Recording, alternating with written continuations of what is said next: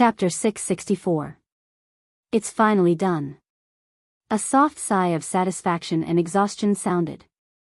Fallen Witch slowly stopped casting and looked at the huge and heavy diamond golem in front of her with an irrepressible smile on her face. Gloria next to her also showed joy. She confirmed the operation of the diamond golem, then smiled and came to her mother. She hugged her and congratulated her. "Congratulations, Mother. You have successfully made a diamond golem. You have become one of the few master alchemists in the material plane." Golem production process. This had always been a relatively difficult branch of the wizard's internal process. It could be understood as the production of intelligent robots, and the diamond golem was currently the top combat-type intelligent armored robot. Creature level 20 or above, challenge level 18 or above. Such a diamond golem in front of them could easily wipe out a team of adventurers with a profession level of 15 or above. The gas release device has been cancelled. Fallen Witch was doing the final test work. Her white slender fingers stroked the ice-cold enchantment lines on the surface of the diamond golem and whispered, "In order to enter the wizard tower, the enchantment and installation process of the diamond golem are all to improve its survivability and defensive ability. I further strengthened its body with hardening, although this has led to a significant reduction in agility. But it is almost impossible for ordinary attacks to hurt it. Immune to rare weapon damage below +3. The whole design concept of the diamond golem was prepared to break through the defense of the wizard tower. It gave up the ability of gas attack, gave up part of its flexibility, strengthened the structure of the armor, improved the resistance of enchantment, and so on. All right. Gloria reached out and hugged her mother, stroked her back, looked at her tired eyes, and whispered, "Mother. You are very tired. Have a good rest today. Maybe tomorrow we will be ready to break through the defense of the wizard tower." Fallen Witch hadn't had a good rest for a long time. She was actually a very paranoid woman, especially when she had paid so much for her own pursuit. Once, her relationship with her daughter Gloria had become extremely stiff. Kalina nodded slowly, and then disappeared with the light of teleportation. At the other side, Soren, who was studying and researching a large number of spells in his own mansion, finally heard a piece of good news. He couldn't help but be excited. "What? Has the diamond golem been successfully created? This is great." Once the diamond golems were successfully constructed, he could finally begin to advance into the Shadow Plains Adept's Tower. At this moment, Soren couldn't help but give up on researching magic for the time being. Instead, he began to memorize the combat spells he needed. There was a difference between studying spells and memorizing spells during battle. He needed nearly 8 hours to complete one adjustment. According to the plan, he should set off tomorrow to attack the wizard tower, so he had to start preparing now. As a relic left behind by the arcane empire that was still functioning normally, Soren couldn't predict the dangers inside the Shadow Plains wizard tower. Therefore, he had to be fully prepared. The next day, Soren, Gloria, Fallen Witch, and the High Priest, the top fighting forces of Mordor, were gathered together.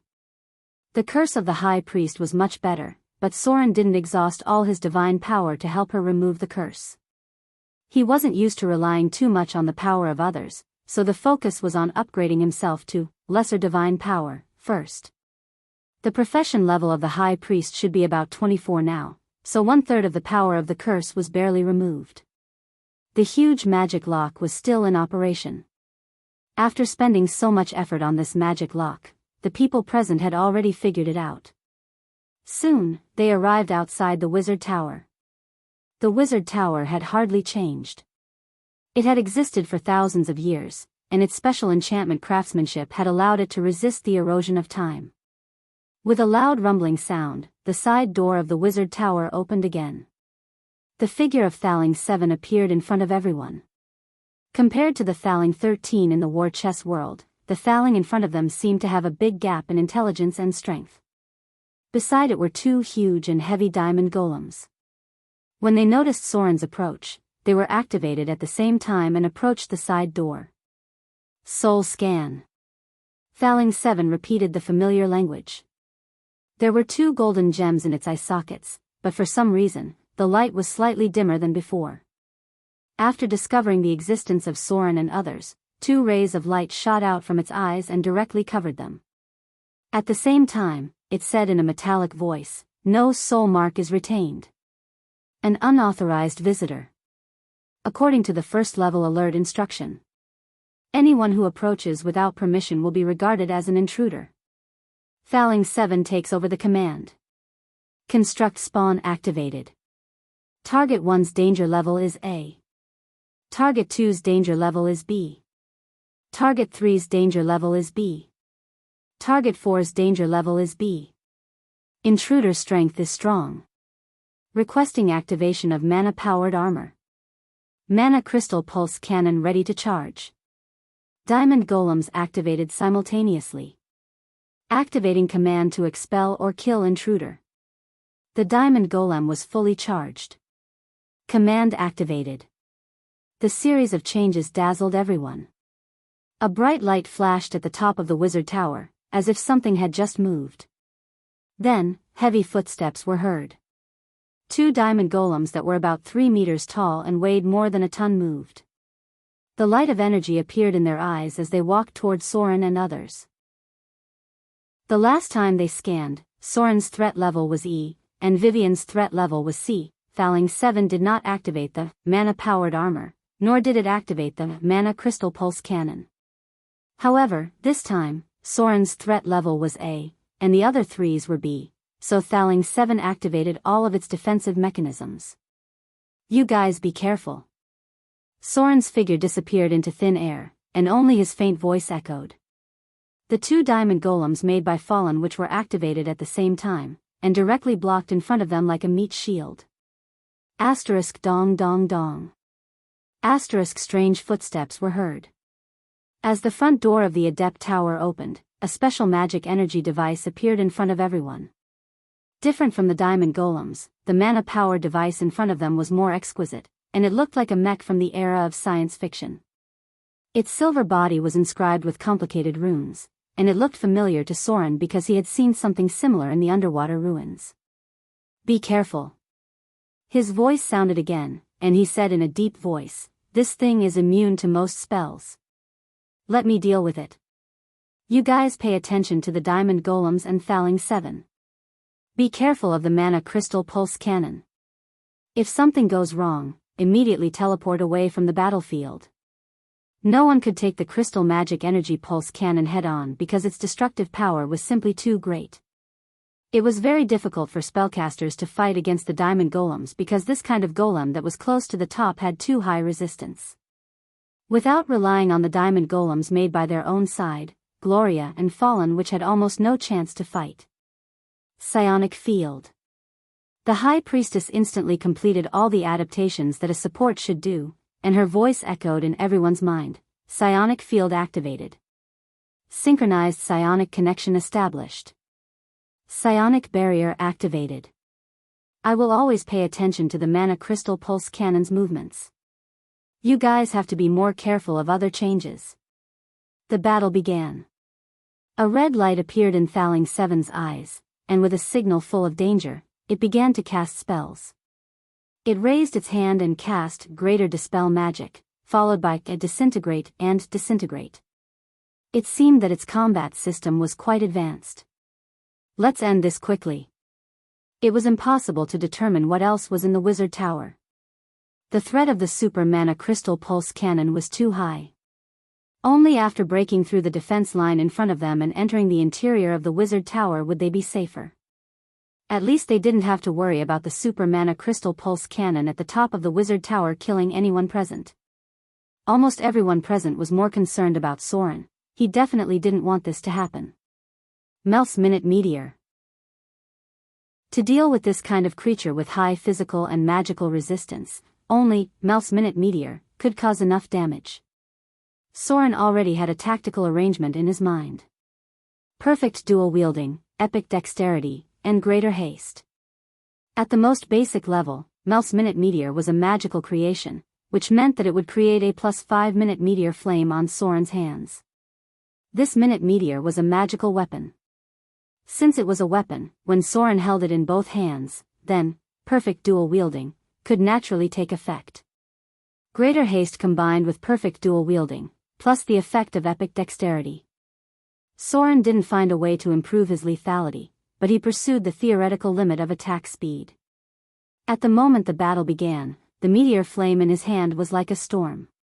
He threw out all 20 minute meteors in more than a second, and then his spell was exhausted. Boom! Boom! The dense explosion completely drowned the mana power armor. Because he still couldn't cast spells instantly, Soren could only cast minute meteor again, and then another round of storm-like attacks. Because the attack speed was too fast, the minute meteor could not even keep up with his consumption. Chapter 665. The meteor fire was like a torrential storm. With Soren's perfect dual-wielding attack speed, the 60 meteors were all thrown out in just a few seconds. The violent explosion was like an anti-aircraft gun, directly shaking the magic power unit to the point that it could not move forward. The continuous explosion made the ground full of potholes, and the burst of fire had completely drowned the target. With such terrible damage, even an adult dragon would be killed by minute meteors. However, there was no data prompt in front of Soren's eyes, which meant that the magic power armor did not fall. Zzzzz. A green light similar to the disintegration spell shot out, and the moment Soren dodged at high speed, the stone behind him was disintegrated into powder. The figure of the magic power unit appeared, and its silver-white surface had been blown into potholes.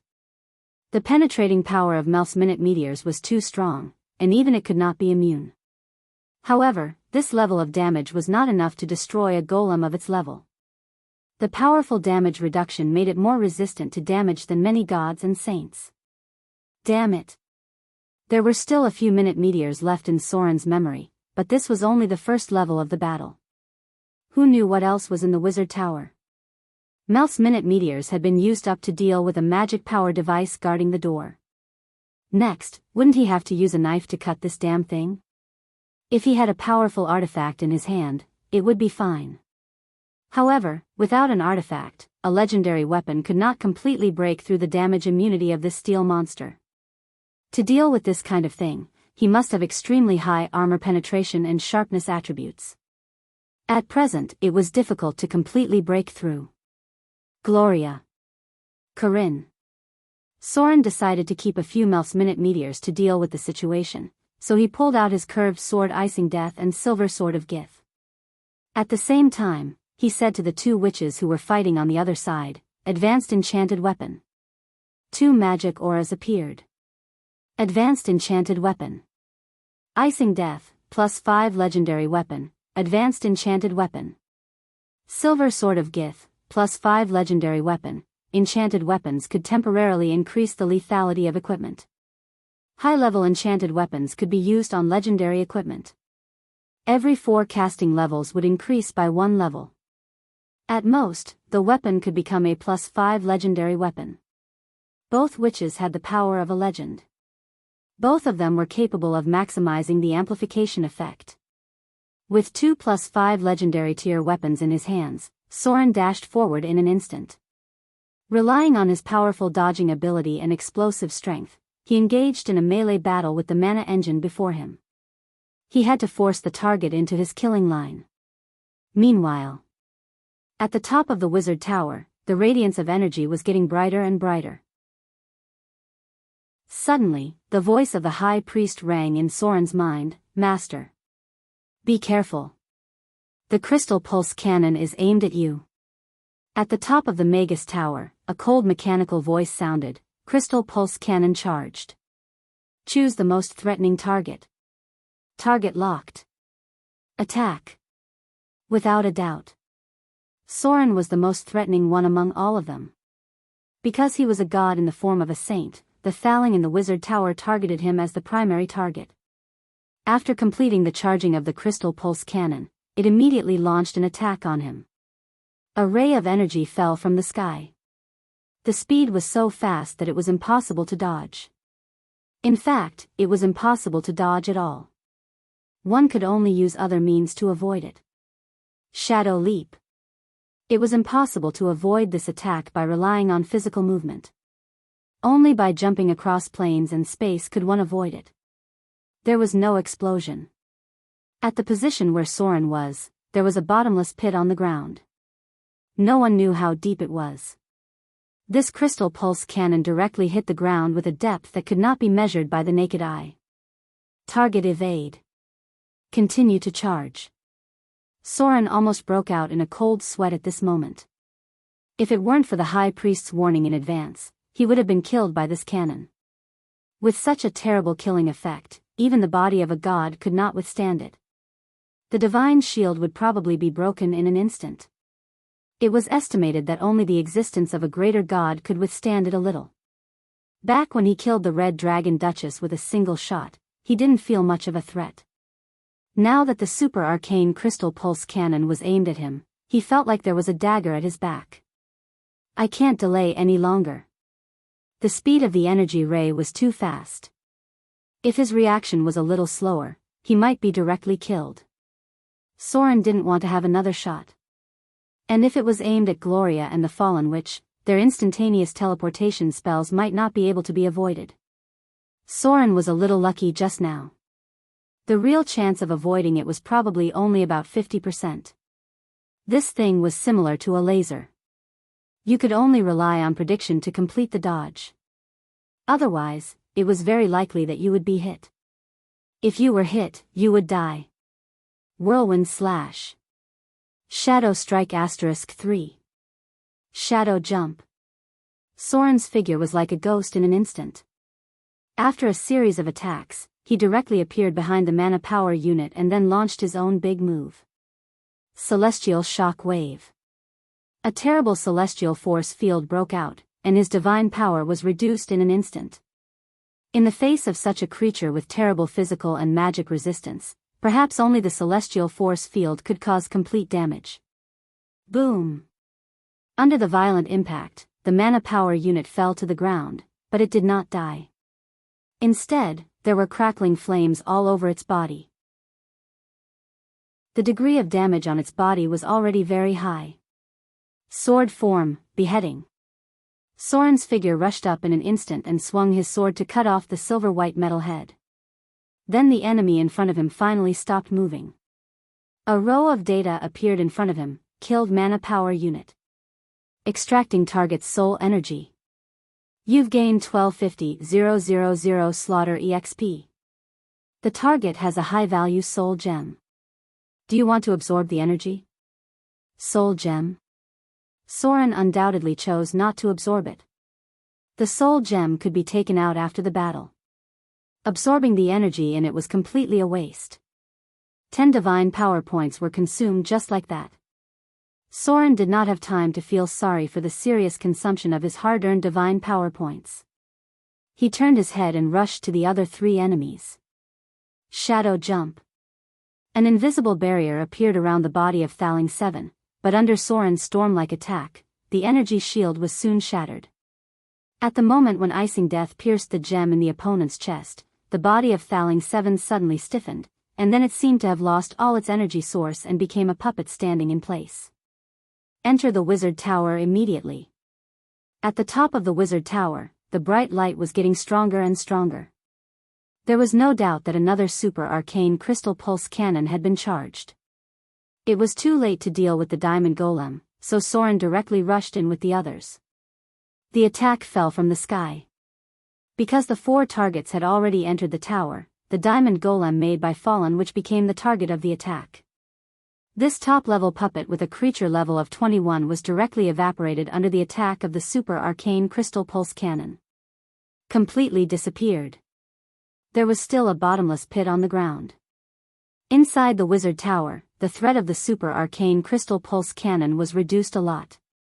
Thaling 7 and the mana power unit were dealt with, and the remaining 2 diamond golems were not a problem at all. The battle soon ended.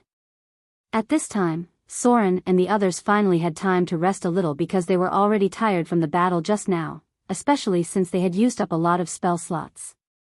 Legendary wizards did not have many spells.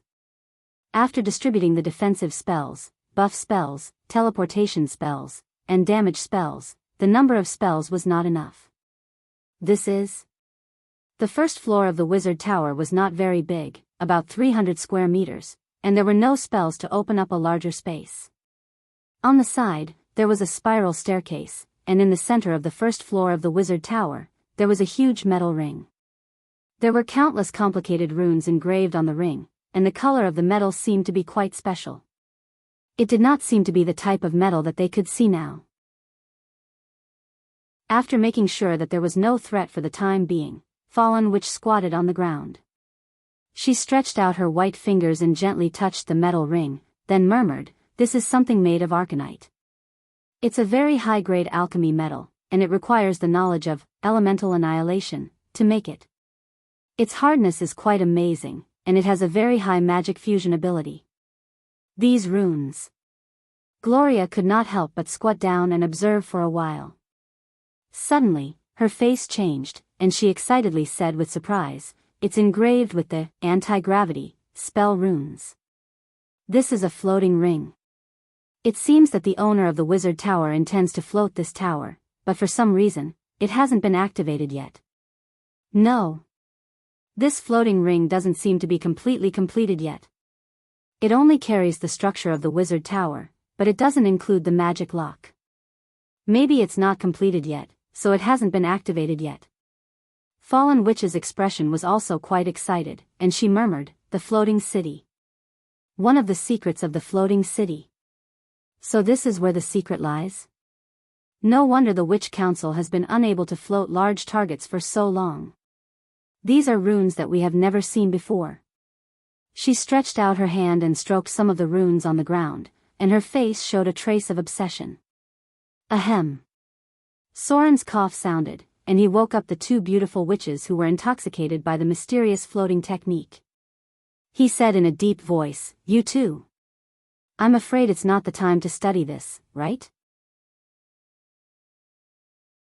Chapter 666. Now was not the time to study this.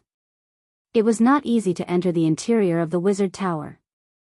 They did not know what would happen next, so the most important thing at present was to explore as much as possible and figure out what was inside. There was no time to waste. After Soren signaled to the others, he immediately took the lead and walked towards the second floor of the wizard tower. As a top rogue, with 3 Spellnians in the team, he had no choice but to take the lead. However, it was not a big problem because Soren was actually a berserker even though he was a rogue. Be careful. The second floor of the wizard tower was very dark. After entering it, he immediately waved his hand to stop the 3 women behind him and said in a deep voice, "There are traps here." The interior of the wizard tower was very dangerous. Most wizards would set up a very dangerous spell trap in their tower. It could be a disintegrate spell or a finger of death. Anyway, no one would want to test whether their immunity was high enough. Crack. Soren quietly approached the trap. As a god who held the title of rogue, he did not need much practice to dismantle traps, and his mastery had reached more than 150 points. The blessing of his title made it easy for him to deal with most of the traps. However, when Soren dismantled the trap on the ground, there was a sudden sound of flapping wings from the second floor of the wizard tower. "It's demon bats." Gloria seemed to be familiar with this sound and said with a dignified expression, "A lot of demon bats." Demon bats. It was the most common creature summoned by wizards.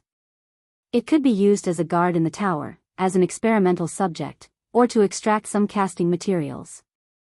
The demon bat was not a difficult creature to deal with. Its challenge rating was around level 3.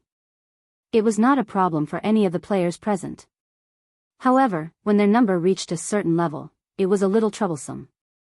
10, 20, 30, in the darkness, there were countless demon bats pouring out. Soren wondered if this floor had become the habitat of the demon bats. Blizzard. Greater missile storm. Soul tremor. The 3 spell maidens began to unleash their powers at the same time. Following a torrential barrage of spells, the demon bats in front of them fell to the ground. There were at least 20 demon bats' corpses on the ground, and the few that managed to escape were quickly cut down by Soren. Buzz buzz buzz. The strange noise came again. Gloria's expression changed slightly. She said in a serious voice, "There are devil bat summoning devices here. It seems that there are a lot of devices. We must destroy these devices. Otherwise, it will continue to summon the demon bats until it runs out of energy." Dark shadows filled the air. More than 30 devil bats appeared in their field of vision. However, the quality of the demon bats seemed to be much higher this time. Before they could even get close to Soren and the others, the demon bats had already started casting their spells. Colorful magic balls covered the sky, and there were also ice demon bats, fire demon bats, dust demon bats, and other special species. There was also an inferno demon bat among the demon bats, which had a challenge rating of level 7. Demon bats were commonly seen in many planes of the multiverse. Their strength varied according to the characteristics of the plane. If they kept summoning, there might be some tricky species. There are at least 5 devil bats summoning devices. The high priest glanced at the depths of the darkness and said slowly, "We'd better get rid of them as soon as possible. Otherwise, there will be more and more demon bats." The others present nodded. Soren said in a deep voice, "One person, one direction. Let's get this over with." After he finished speaking, his figure flew out. Wherever the blade passed, the bodies of the demonic bats fell to the ground one after another. The space on this floor of the wizard tower seemed to be more spacious than he had imagined. It seemed that it was at least twice as spacious as the first floor of the wizard tower, which was very unreasonable. The only explanation was that the previous owner of the wizard tower had used magic to expand the space here, forcibly doubling the space of the second floor of the wizard tower. That was why there was such a large area, but it looked normal from the outside of the wizard tower. A device emitting a strange light appeared in front of Soren. He saw an energy transmission pipe, similar to the one in the magic statue factory in the demiplane of war chess. With a sizzling sound, a fire demon bat was summoned. Soren directly cut the fire demon bat in half, and then smashed the whole bat's summoning device with the handle of the sword. After the device was completely destroyed, the demon bats finally stopped appearing. A few minutes later, everyone gathered in the center of the second floor of the wizard tower.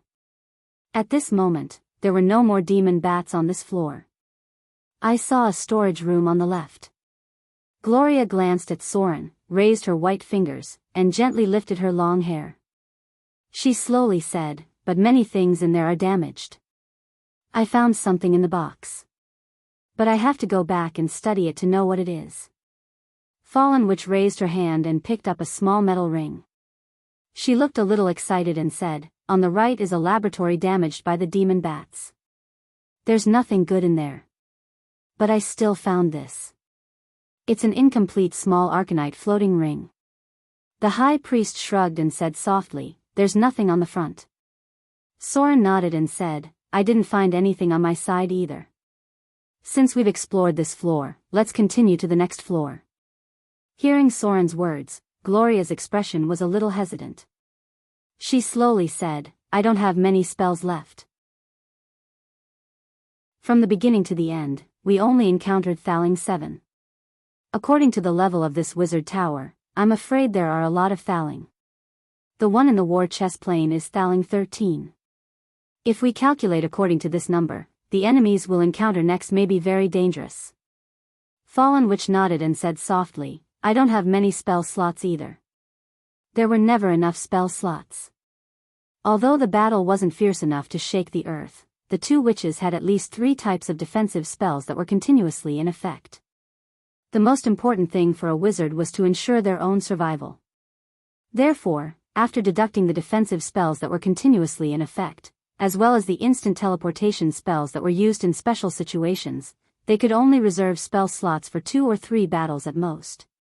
From defeating Thaling 7 to clearing out the demon bats, the two witches' spell slots were almost used up by 50%. It would be great if there was a wishing spell. Soren thought, but in the end, he nodded and said, "Then let's stop here for today. I'll go to the 3rd floor to take a look at the situation. After that, you two can collect the spoils of war and teleport back together." The wizard tower couldn't run away. Thaling 7 appeared, so it was better to be safe. Once the two witches' spell slots were full, even if they encountered a thaling, there wouldn't be any accidents. The spells they remembered were comprehensive for all kinds of situations. In other words, many of the spells wouldn't be repeated. It was necessary to take a break. Chapter 667. You two, clean up the battlefield. Soren looked at the two witches and said in a deep voice, take everything you need. I'm going to investigate the third floor of the wizard tower. If there's an emergency, I'll sound the alarm. Gloria nodded and said softly, I know. After that, Soren's figure disappeared into the darkness. He walked along the stairs to the third floor of the wizard tower.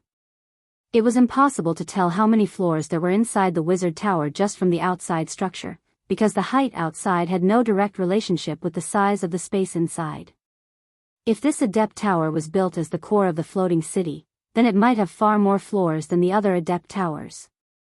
This was because a lot of space had to be set aside to prepare other things. It was a relatively complicated spell trap. It was at the turn of the stairs, but Soren was wise enough not to remove it.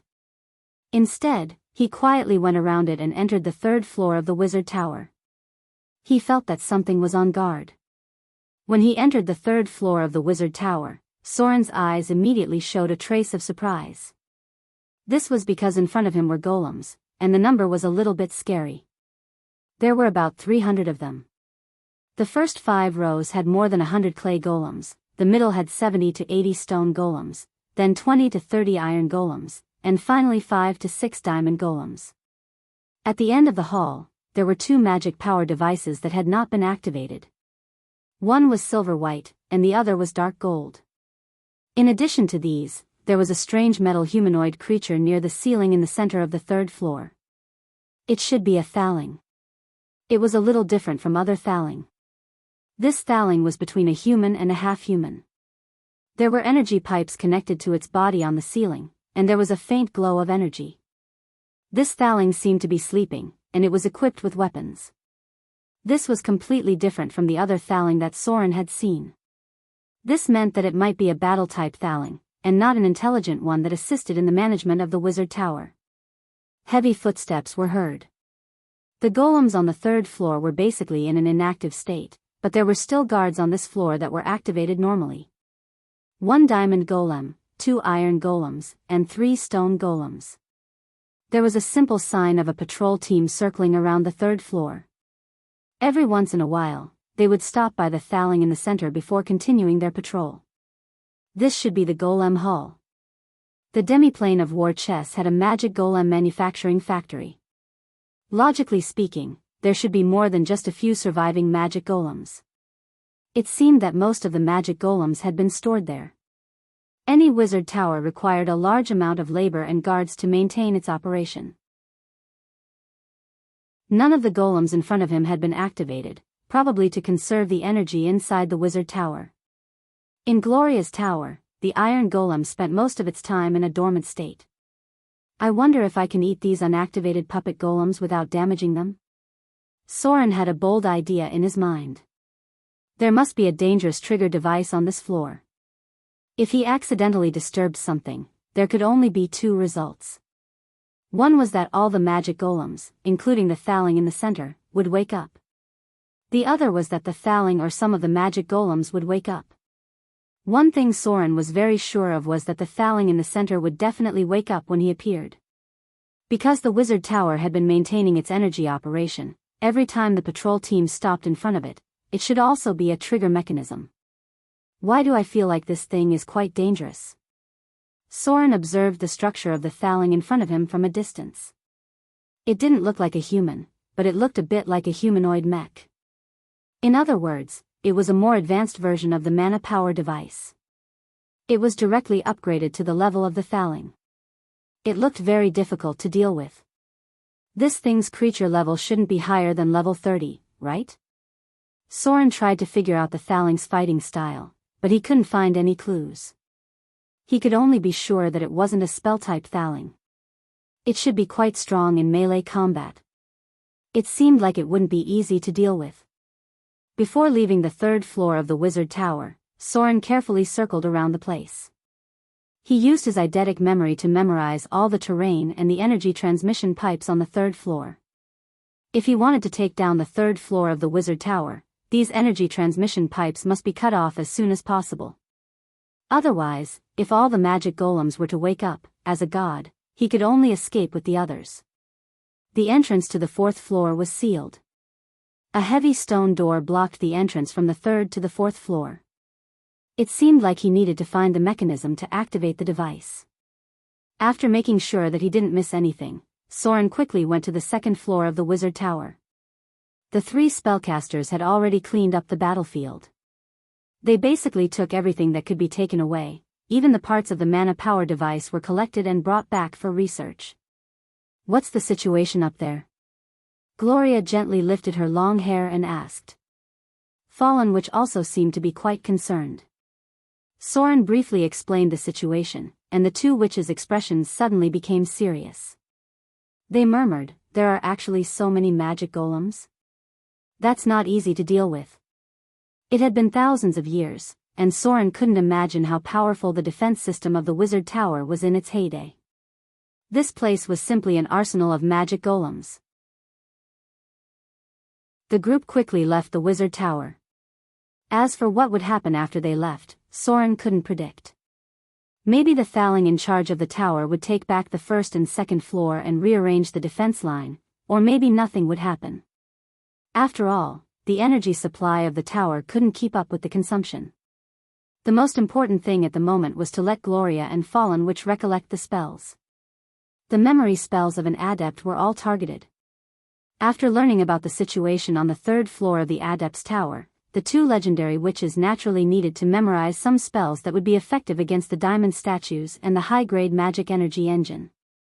However, everyone was very clear that the battle on the third floor of the wizard tower might be more difficult than the previous ones.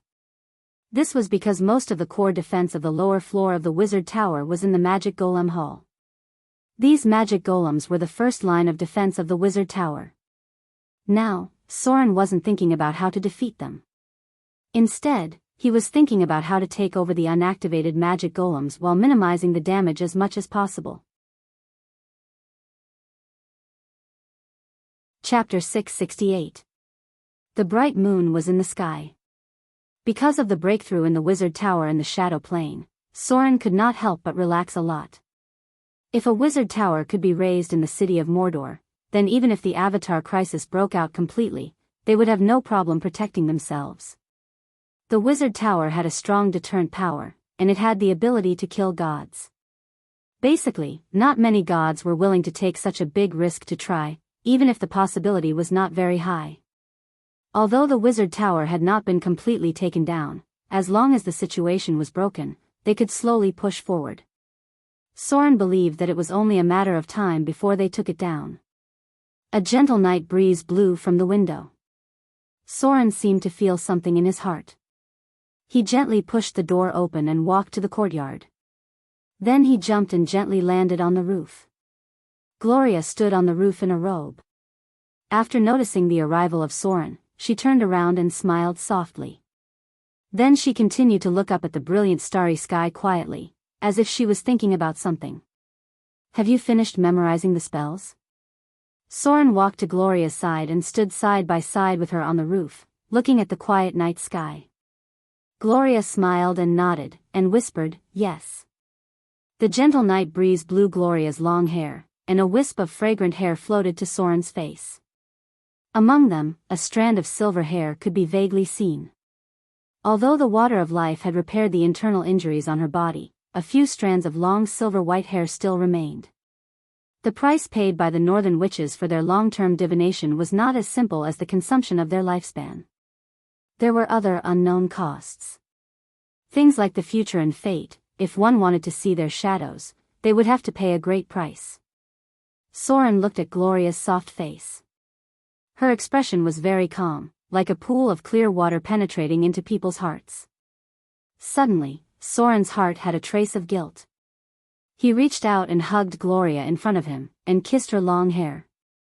"What's wrong?" Gloria smiled and held Soren's hand. She seemed to feel his emotions. For a long time. Soren's time was always spent in a hurry.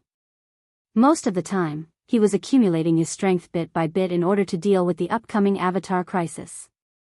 Whenever he had some free time, he would spend most of it with Vivian. Soren would only spend a small amount of time with Gloria, and most of the time they spent together was spent enjoying themselves. The woman in front of him had never complained about anything. She had just been silently supporting him, standing behind him and managing everything in Mordor City. Suddenly, Soren wanted to do something for her. "Let's go." Soren wrapped his arms around her slender waist, looked at Gloria's beautiful side face, and said in a deep voice, "Hold me tight." Gloria was a little confused, but she still smiled and hugged Soren tightly, as if she wanted to know what he was going to do next. The brilliance of divinity emerged. The surrounding scenery began to fall rapidly. Everything was like a reflection of flowing light. In the blink of an eye, Mordor City turned into a small island with a little light. Finally, everything under their feet was getting farther and farther away. When Gloria recovered from this high-speed rise, she and Soren were already standing in the endless starry sky. In the distance, there was a bright galaxy. Around them were countless grains of sand that emitted a faint silver-white light. They floated everywhere in the astral world, emitting a faint light. Gloria's beautiful face was slightly red. As a witch, her physique could not recover quickly from the process just now. A divine barrier was opened. After a few slight gasps, Gloria finally returned to her usual state, but she seemed to be in a good mood with a surprised smile on her face. "I haven't walked around with you for a long time." Soren gently held Gloria's white and soft hand. He looked into her eyes, showing a rare tenderness. Around them were grains of sand that emitted a faint light. These astral grains of sand floated around them and were separated by a divine barrier 5 meters away. Soren held Gloria's hand and walked in the endless starry sky. In the distance, there were countless twinkling stars. They gathered into a galaxy, decorating the endless void beautifully and shockingly. Gloria smiled gently, and her beautiful big eyes couldn't help but narrow, like a moving crescent moon. The two enjoyed the moment of peace. Gloria looked around curiously, and from time to time, she would look at Soren with tender eyes. The void was not an obstacle for them. The power of the gods made it easy for them to walk in this endless astral world. "This is the first time I've come to the astral world in this way." Gloria gently waved her hand, and the silver-white astral grains of sand that emitted a faint light fell into her palm. She gently raised her hand, and the sparkling light sprinkled around the two. The witch unconsciously leaned on Soren's shoulder and said in a very gentle voice, "So beautiful." The galaxy was bright. Standing in the mortal world and looking at the endless starry sky would never be able to feel the shock and beauty of this moment. Soren hugged Gloria in front of him and said slowly, "Every time I stand in the void and look at the astral world, I feel a kind of shock in my own insignificance. This is the same even after becoming a god. The power of the multiverse is not something even the gods can see. What we see is just the tip of the iceberg. Not far away. A meteor streaked across the sky and disappeared without a trace in the blink of an eye." Gloria suddenly broke free from Soren's embrace and jumped a few steps with a sweet smile. She stood in front of Soren and said happily, "Do you want to see me dance?" The divine barrier expanded again. Soren's expression was a little surprised, but then he smiled and nodded. After knowing Gloria for so long, Soren had never seen her dance, even if the two of them were so close. Gloria slowly took off her robe. Her movements were so gentle and graceful that it made people's hearts beat faster. The black robe was taken off, and a snow-white dress appeared in front of Soren's eyes. Her delicate boots were taken off, and the tips of her slender and soft feet were exposed. Gloria stood in the void with her back facing Soren. In the distance was the bright galaxy. She gently raised her white arm, and with the gentle dance of her fingers, the astral grains that floated around her began to rotate slightly. It was as if a brilliant halo enveloped Gloria's surroundings. The witch gently looked back and smiled. She raised her white arm, and the sleeves of her dress slowly slid down. She lifted her jade-like toes, and with the dancing astral grains, her slender waist twisted in a wonderful rhythm. Soren thought that Gloria was dancing a palace dance, but he never expected that the witch would start with a difficult movement. Her slender waist bent at an amazing angle, revealing an elegant and charming curve. Soren was a little familiar with this movement, because it was the Oriental dancer's roundabout dance.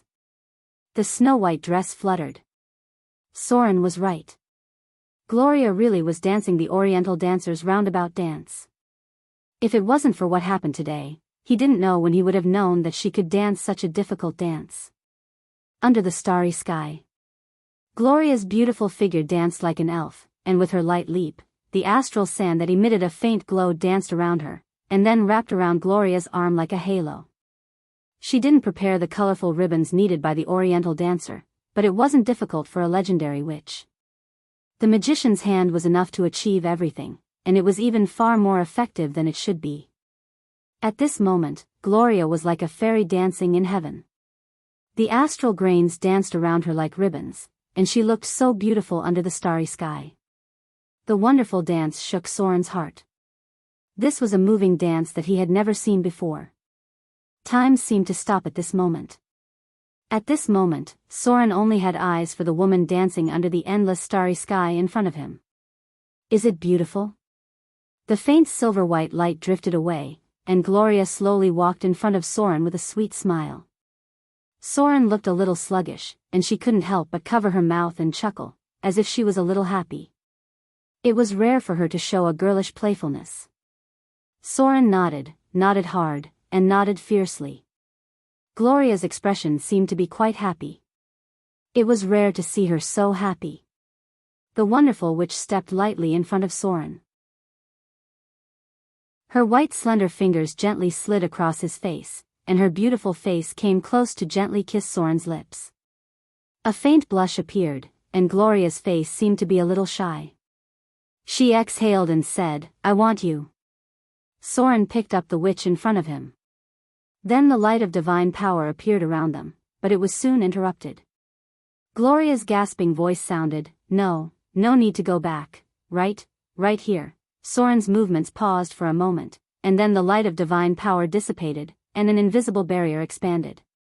The starry sky in the distance was still bright and moving. Mordor City. The light of dawn sprinkled on the increasingly congested port. As more and more merchants came to Mordor City, the third expansion of the port was also put on the agenda. However, this was a headache for the city hall. There was no need to alarm the higher-ups of Mordor City. The situation at the port today was a little special because a warship that looked like an Eastern pirate approached here. The Eastern pirates would not get close to Mordor. Even the Eastern fleet only reached Raging Sand Island and began to return. This ship was a little special, because it was hanging the black flag under Soren's command. After docking near the port of Mordor City, a group of people quickly jumped down from the Eastern warship. Damn it! Sea Dog excitedly stepped on the land of Mordor. Compared to before, he was a little stronger, and naturally, he had a few more wounds. He looked at the port in front of him, ignoring the surprised eyes of others, and murmured, "I finally came back alive." Chapter 669. Today, because of some unexpected events, the exploration of the Wizard Tower was pushed back by a few days. Because Sea Dog was back. In fact, Soren thought that Sea Dog was dead. Accidents were always inevitable when sailing on the sea, such as encountering powerful sea monsters, encountering terrible storms, ships accidentally hitting rocks, and so on. The fleet that Sea Dog brought out had been missing for 2 months. Basically, the management of Mordor City thought that he was dead and arranged for someone else to take over. But what everyone didn't expect was that this guy actually came back alive. So what if he came back alive? Sea Dog wasn't a particularly important person in Modo's management. But this time, his return was a bit interesting. Because Sea Dog brought back a lot of useful information to Soren. This time, he didn't come back from the eastern route, but from the other side of the Amazon rainforest to Mordor. This was a new route, and the fact that Sea Dog could return safely proved that this route wasn't too dangerous. Moreover, according to the crude nautical chart he had drawn, the final destination of this route was a huge and somewhat barren island. Located at the border of the eastern world, its area was larger than several southern kingdoms combined. 1/3 of the land showed signs of desertification, but it wasn't as serious as the eastern kingdoms. There were remnants of ancient ruins on the island. Because it was too long ago, not much could be seen on the surface, but there might be more undiscovered things underground. Sea Dog and others found a huge city ruin, but they didn't see any indigenous life. This island was about 2 or 3 days away from the Eastern Sea route. From their current exploration, only some Eastern pirates used this coastline as a secret base. No one from the Eastern Kingdoms studied and explored this island in depth. It wasn't that the Eastern Kingdoms didn't have an adventurous spirit, but in their legends, this island sealed some powerful ancient evil creatures. Sea Dog and others didn't encounter any ancient evil creatures, and it was unlikely that they would come back alive if they did. However, when they explored the edge of the city ruin, they encountered a lot of undead and ghosts. These things weren't something they could deal with. After losing a few people, Sea Dog decisively gave up further exploration and directly took people to raid the Eastern Pirates' lair at night. Then, they robbed one of their warships and returned to Mordor from the Amazon rainforest. Sea Dog still had some brains. He actually knew to bring something valuable back to Soren. For Soren, the valuable things were naturally not gold or jewelry. Mordor City did not lack these things at all. What Sea Dog brought back were some peculiar dark red soil, some special alchemy parts, the corpses of mutated lifeforms living in the vicinity, as well as something that looked like a light bulb. In Sea Dog's words, this thing had been inside a room in the ruins for who knows how long. There were 2 or 3 boxes of things that would come. Unfortunately, they weren't anything of great value. It could be seen that Sea Dog was really just taking a stroll around the periphery. Soren picked up an alchemy component and gave it a quick glance, then handed it over to Gloria and Fallen Witch. Could it be a fallen floating city? Gloria looked at some of the items and frowned. She shook her head and said, "I'm not sure. The alchemy craftsmanship of these things isn't very high. If a floating city had really fallen there, then it would have been impossible. Then why didn't there be a big explosion? Logically speaking, there shouldn't be any relatively well-preserved ruins of a large city in the material plane. Maybe it's just another wizard city that's been buried in history. We'll have to go and take a look to be sure." Fallen Witch also nodded and said slowly, "It doesn't seem to be of much value at the moment, but maybe we can consider taking a look after taking down the wizard tower. The only complete ruins of a floating city in the material plane can only be found in the Eastern Kingdom." Soren nodded and said, "Well, I see." After that, he turned his eyes to the nautical chart in front of him. According to the nautical chart drawn by Sea Dog, his return route would pass through the Amazon rainforest and eventually reach the border of the Eastern Kingdom. Soren's finger gently tapped on the map as if he was thinking about something important. After a while, he shook his head and reached out to erase a mark on the map. "The Eastern Sea is too far." Soren looked at the nautical chart in front of him and murmured, "At this critical juncture of the outbreak of the Avatar crisis, it's no longer suitable for me to expand my territory.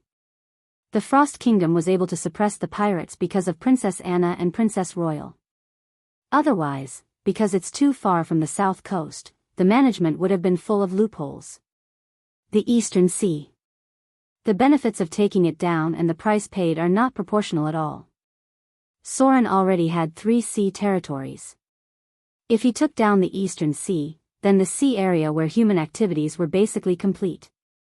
However, the current situation was that the cost of taking down the Eastern Sea was too high, and the benefits were already very limited.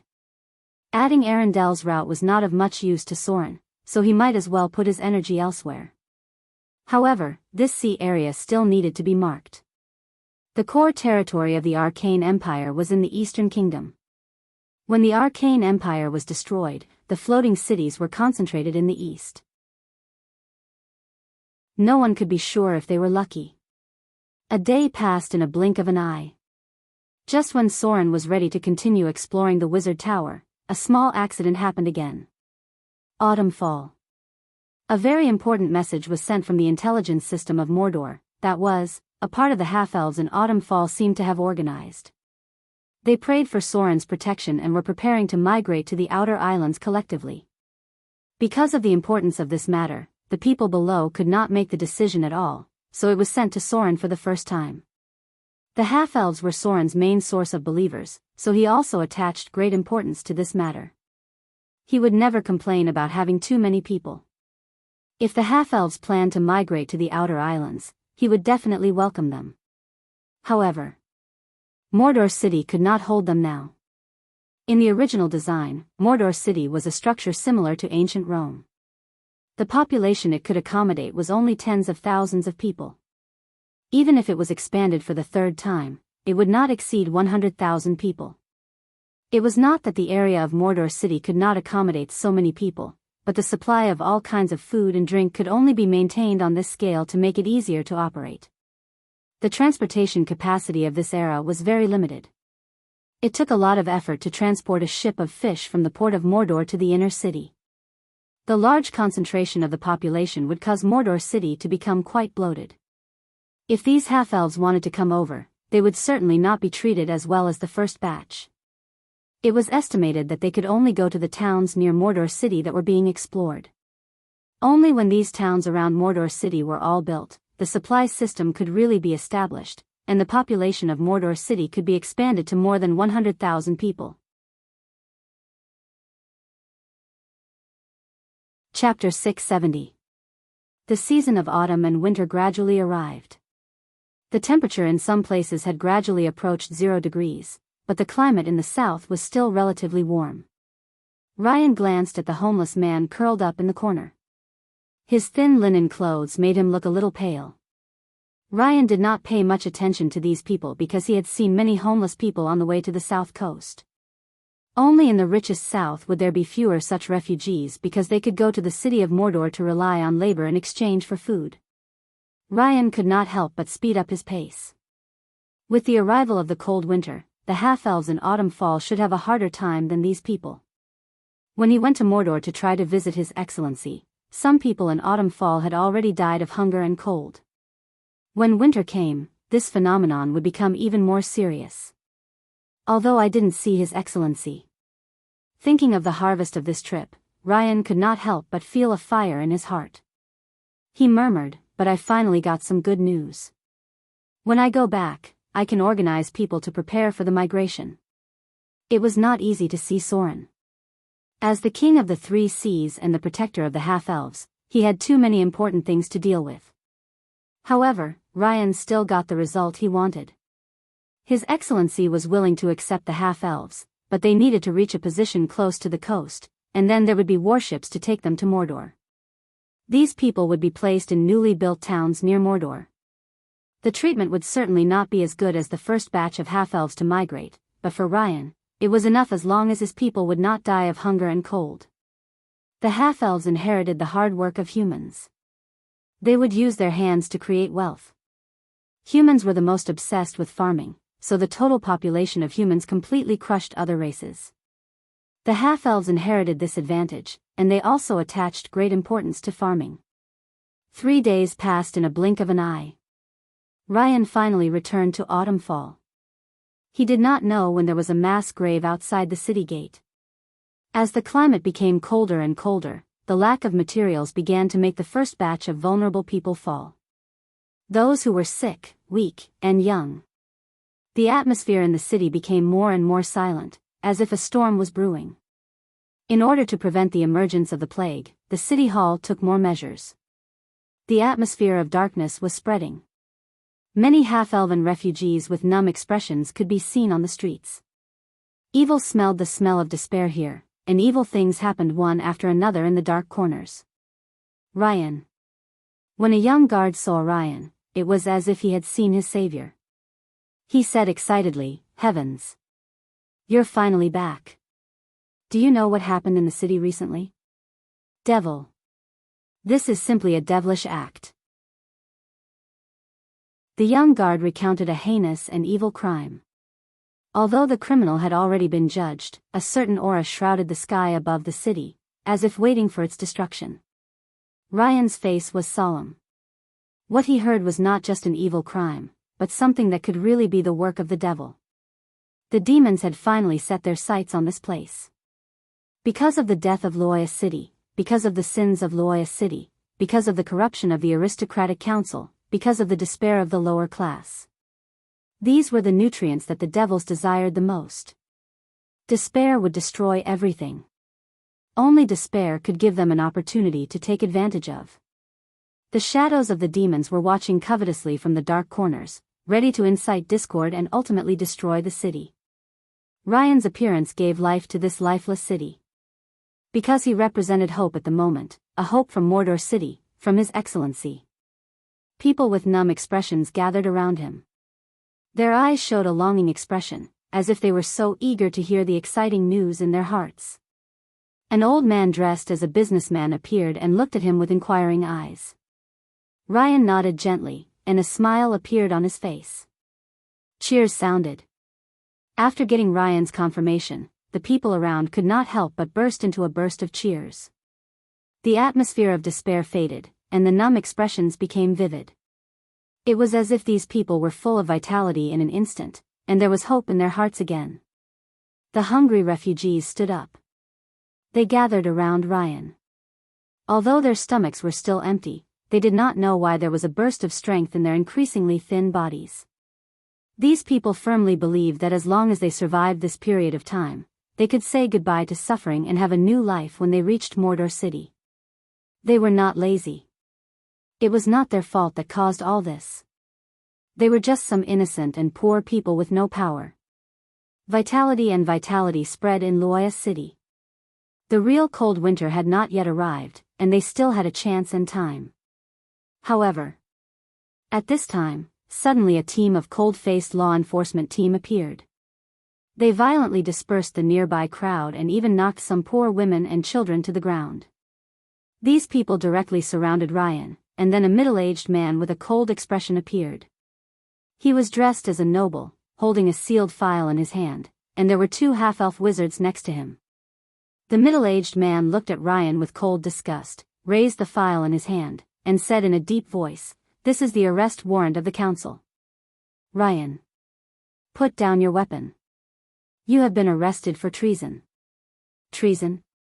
A trace of anger appeared on Ryan's face, and this uncontrollable anger even made him want to kill the man in front of him. There was a commotion all around.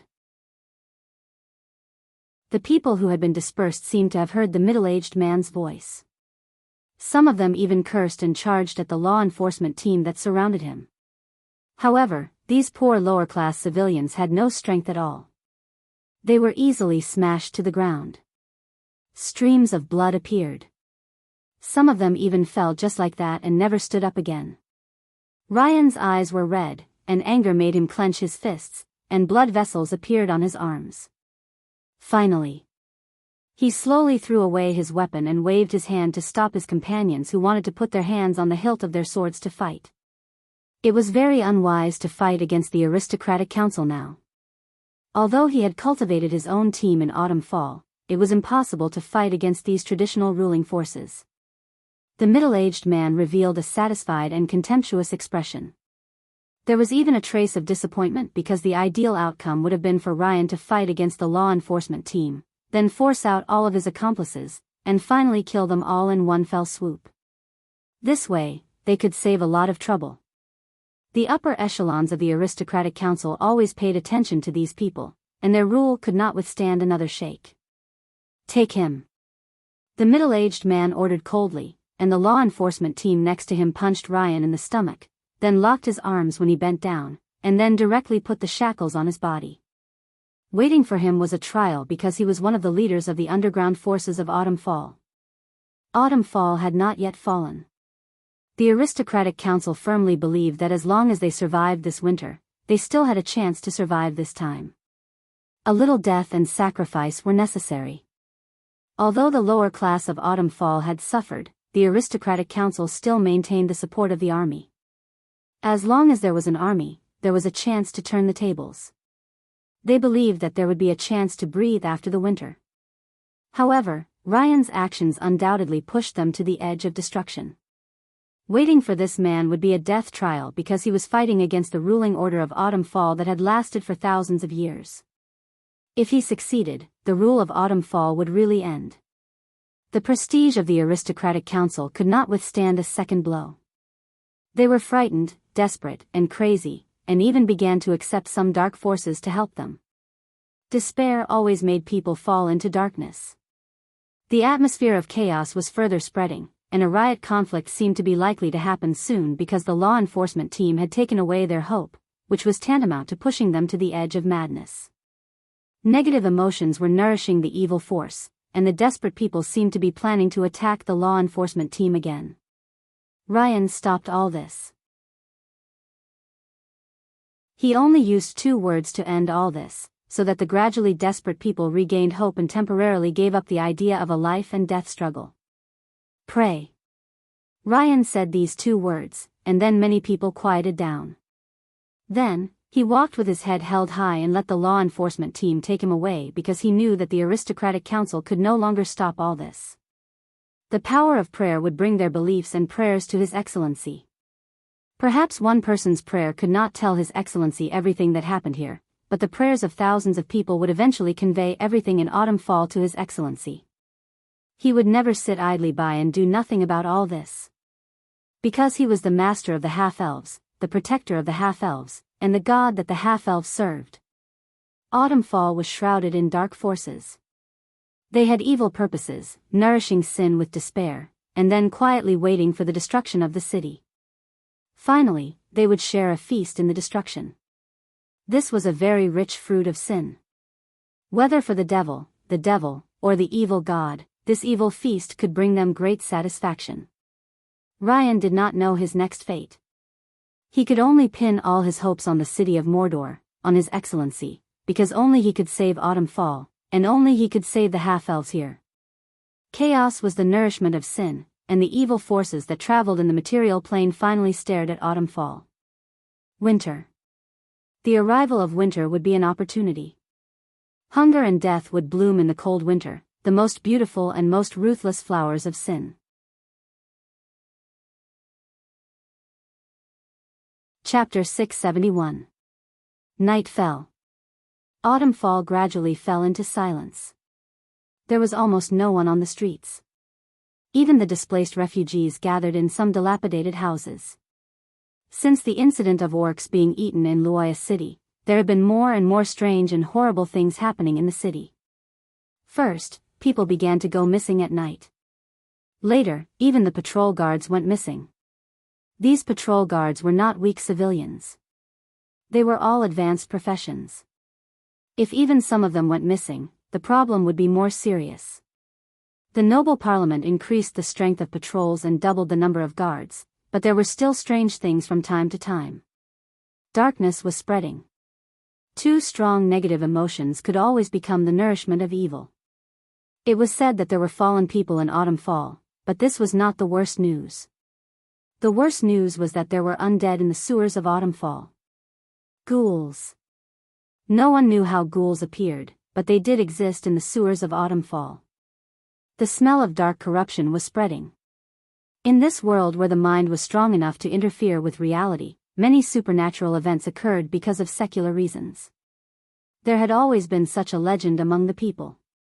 That was, if a person who starved to death had a strong obsession and resentment before death, then their body may become a kind of undead after death. That was ghouls. Hunger had begun to spread in autumn-fall for a long time. The turmoil made the price of food rise rapidly. Now it was close to 3 times the price. Even at this price, humans were not willing to sell food because the half-orcs had been attacking caravans near autumn-fall. Winter was coming, and the half-orcs also needed more materials. This winter should not be very easy for them. The legend of the devil was mentioned again and again. The lower class began to believe that the devil cursed the city. Some people even believed that the upper nobles had been bewitched by the devil, so those disgusting vampires did not care about their life and death. Hatred. This was a strong negative emotion, and also a dark power. The antagonism of different classes in autumn-fall became more and more serious, and the conflict gradually became more and more intense. Crimes escalated one after another. At this time, as long as there was a little evil force, a more terrible disaster would break out immediately. Withered Leaf said. This was a relatively remote area of autumn-fall. Now, many people were not willing to come close. Even the patrol guards did not dare to come.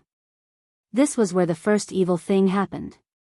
Some people found the corpses of half-beastmen here. The bones had been cooked and gnawed. This creepy thing made many people panic, but it also made some knowledgeable people feel sad. Hunger. The increasingly scarce resources had begun to erase some people's human form, pushing them into an even more terrifying abyss of darkness. This was a very sad thing. There was a strange noise near the sewer. Then, some rats ran out. No one knew why there were so many rats living here. At first, people ate these rats, but they were all poisoned to death not long after. The body was blue all over. After Loya City sent people to look at it, they burned all the bodies. After that, this place became completely desolate. At this moment, in the dark corners, some distorted shadows gradually appeared. They crawled out of the sewers like hunters in the night as they advanced along the dark corners. In the depths of the cave, there was a faint flickering green flame. A long time ago, a group of refugees had gathered here, but all of them had gone missing. Faint screams came from a few streets away, and then there was the sound of fighting. Then, there was the sound of the patrol guards quickly gathering. It seemed that this was not the first time they had to deal with such a situation, because the speed of the military support was quite fast. Everything soon returned to calm. The news was very well blocked, and the ordinary people would never know what happened here. Damn ghouls. Damned dark creatures. Mark bandaged the wound on his shoulder and then took back his long sword. This wound needed to be treated, otherwise, it might be infected with the corpse poison. He had been responsible for blocking the news of the withered leaf path and defending against the ghouls, but he knew very well that it was useless. Passive defense could never solve these things. New undead might appear every day. The sewers in all directions made their plan to clean up the monsters a failure. As a knowledgeable person, Mark knew very well that the city was just struggling to survive. Food. The army ration was also tightened. The noble parliament needed to survive the winter and wait for the arrival of spring. When the ice and snow blocked the road, even the few supply lines would have to be temporarily suspended. After the snow closed the mountain, it would be difficult to transport supplies from the elves and droll order. Burn all the corpses. Mark glanced at the battlefield. Another comrade died at the hands of the ghouls. Those poor people had no power when they were alive, but they were stronger than many professionals after death. It was really sad. The hatred and resentment of the city nourished these undead. They were originally the product of these negative energy. He heard that there was also a problem in the mass grave, and now the patrol guard's task was a bit tight. Mark could not help but think of what happened during the day. As a native of Autumn Fall, he suddenly began to look forward to the arrival of His Excellency. Perhaps only he could save this city that was getting closer to death. Recently, there were differences within the army. Pessimism spread within the army, and the inaction of the noble parliament during this time made many officers feel dissatisfied. Maybe we should consider rejoining the team. Mark thought of this and could not help but look at his companions around him. If they were to rejoin the team, they must have enough foundation. On the other side, in a dilapidated house in Autumn Fall, many refugees gathered together. Prayer. The last words left by Lane made many people understand what they should do. In the past, there were people who prayed like the half-elf god, Soren, but none of these prayers were answered. The power of the Avatar crisis was interfering with everything. The power of the gods had long been inferior to before, and the power of prayer could not be conveyed to Soren. Even in the city of Mordor, they had to rely on the temple to collect the power of faith. Temples, statues, altars. These were a central point to gather the power of faith.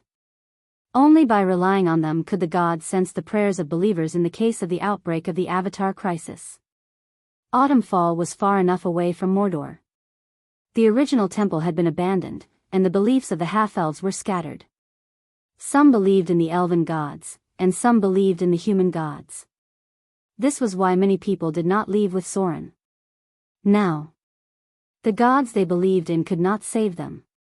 At this time, they began to entrust their hearts to Soren. It was a crude altar. Many refugees gathered around. They knelt in front of the altar and prayed devoutly. When people were on the verge of despair, they were always willing to believe in the gods. Especially before death, people's faith in the gods was the most devout. Muffled prayers could be heard.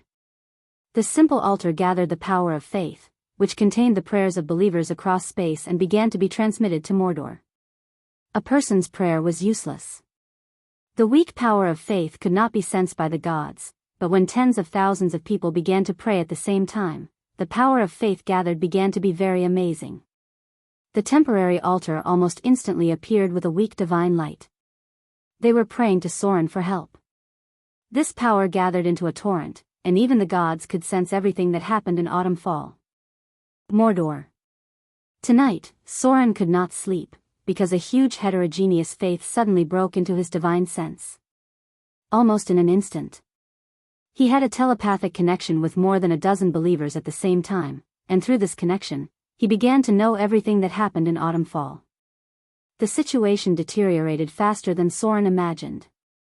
The turbulent situation in the outside world made it more difficult for Autumnfall, because the weakening of the plane barrier of the Avatar crisis also gave the devils a chance to take advantage of it. In an instant, Soren's mind fell on the altar, but it did not form any form because it consumed too much divine power. In front of him was a black mass of believers kneeling at his feet. These poor people's clothes were crooked, their faces were yellow and emaciated, and their expressions were numb. The desperate environment made them pin their last hope on Soren, so the power of faith gathered was quite amazing. Soren looked past them to the other side of Autumnfall. There, he saw an evil aura, a power full of death, darkness, and blood. That was the power of the evil god. Soren was not sure which evil god it was, but he was sure that his minions had been lurking inside the city. The stench of decay and death filled the air. Even if the main body did not come, Soren could easily feel it. At the same time, in the most prosperous area of Autumnfall, he also vaguely felt the breath of the devils. These devils always liked to corrupt people from the top, because the class in control of power was often the easiest to corrupt, and using them could get twice the result with half the effort. In addition, in the vision of the gods, Soren also vaguely felt some traces left by other existences, but because it was too weak, he could not determine what it was. Very good. All the evil gods are here. It seems that they are all ready to take a share of the ruins of Autumnfall. Autumnfall had fallen. There was almost nothing valuable here, but there was a kind of amazing wealth here for some existences. That was the soul. P.S. There is one more. Chapter 672. Souls were the most precious wealth. For mortals, many common ores, jewelry, materials, and so on in the lower plane were very valuable. But for many creatures in the lower plane, these things were not worth mentioning at all. Only the souls of these mortals in the material plane were the most important wealth. This was the difference in the value of the plane. Therefore, if they wanted to lure a mortal to fall, the devils could always think of enough ways to achieve their goal. The temptation of the devil was not so easy to resist. Soren closed his eyes and sensed everything in Autumnfall, trying to find out which big devil had attacked the city. But it was a pity that Soren found almost nothing. The big devil hid very deeply, and his claws and teeth were not fully exposed. This was one of the most annoying things about demons. These guys always like to hide in the dark corners and weave conspiracies. Unless it was an unavoidable battle, they rarely stood out to confront the enemy head-on. Soren now had two choices. One was to sweep away the dark forces in Mordor and finally control the city completely. But the price of doing so was that he had to fight with an unidentified evil god and deal with a powerful devil at the same time. They had already set their sights on Autumnfall. Soren's action was tantamount to a head-on war. They would regard Soren as an opponent to compete for prey. Autumnfall had already decayed. The deep-rooted order here was not what Soren liked, and he was not willing to accept this rotten order. The traditions, rules, and nobles of Autumnfall had long been imprinted in the bones during hundreds of years of rule. It would take too much time and energy to change them. And after getting all this, Soren still had to deal with a more violent avatar crisis. At that time, the devils would dance and the gods would go berserk. It was almost impossible for him to take care of Autumnfall. The second choice was to take away those who were willing to go with him. This should be the last time he took these poor people from Autumnfall, because there were still more than 2 months before the new year. At that time, the Avatar crisis would officially begin. Soren was unlikely to have a third chance to take them away, which meant that this was their last chance. Those who chose to stay would have to face the torrent of fate. Soren is not a savior. He had no interest or ability to save the world. The Avatar crisis had taken away too many lives. Only those who were willing to follow him were worthy of his energy. Soren looked down at the city in front of him. Then, his figure gradually disappeared. Since he had made his decision, he had to start preparing. He is merciful. To a certain extent, Soren was more humane than many gods. Therefore, he would give these people one last chance, but the choice was up to them. Since this was the path he had chosen, he would face it. The first rays of the morning sun shone down. Mordor City, which had been silent for a night, gradually became busy. Today, the residents of Mordor City felt a little strange because the army was mobilized too frequently. What surprised them even more was that there were many beautiful northern witches wearing wizard robes in Mordor City. The central square near the shrine had become a restricted area since the morning. All unrelated people were not allowed to approach. A large number of spellcasters had gathered here and had been busy for a long time. Inside the shrine, Soren looked at the high priest in front of him and said slowly, "How are the preparations going?" The high priest's expression was calm as he nodded gently and said, "It's almost done. Now we just need to wait for Gloria to preside over the teleportation circle." "My lord. The teleportation circle consumes a lot of power. With the power stored in the shrine, it can only be opened twice at most." Soren frowned and said, "I see." Half an hour later, Gloria and Fallen Witch in black robes appeared in the central square. Both of them were dressed in similar clothes, and their faces were very similar. At first glance, they looked like twin sisters. They were surrounded by spellcasters from the Northern Witch Council, and a huge teleportation circle had been set up on the ground. It was not difficult for a single person to teleport, but once the scale of the teleportation was expanded, the energy consumed began to increase exponentially. Without the elemental pool of the half-bit wall to supply energy, it was almost impossible to maintain it for a long time. "Ready." Gloria glanced around, then nodded to her mother beside her. The two legendary witches began to cast spells at the same time. In the core of the central square, a strong magic aura gradually appeared, and then a portal opened. During this time, Soren had a lot of things to do, so they also temporarily slowed down the progress of exploring the tower. Activate the Golem army. With the issuance of orders, all the Golem puppets that had been prepared near the central square were activated. This time, almost most of the stock of Mordor City was sent out. At the front were 2 diamond golems that had been reintegrated with the soul crystals, followed by 12 steel golems, part of which was Gloria's stock, and then more than 50 stone golems. The clay golems were a little weak in combat, so Soren did not prepare to take them out this time. The location of the teleportation circle was 15 kilometers north of Autumnfall. It was certainly not possible to pick people up with empty words. Force could solve a lot of problems in this case. The first elite guard is in position. The second elite guard is in position. The third elite guard is in position. The Black Flag Legion is in position. As the Golem army was assembled, a team of Mordor City's elite troops also began to assemble. There were more than 30 witches who maintained the portal. Not only did they use Gloria's relationship, but Soren also paid nearly 120,000 Kindler for it. Half of these costs were paid to the Northern Witch Council, and the other half was consumed on the materials to build the portal. Space Beacon Lock. Start the teleportation. The first to enter were the 2 diamond golems, and then the other golems stepped into the portal. Behind them were the elite troops of Mordor City. Although many of their strength had reached the 2nd grade or above, it was the first time for these people to come into contact with this kind of supernatural teleportation circle.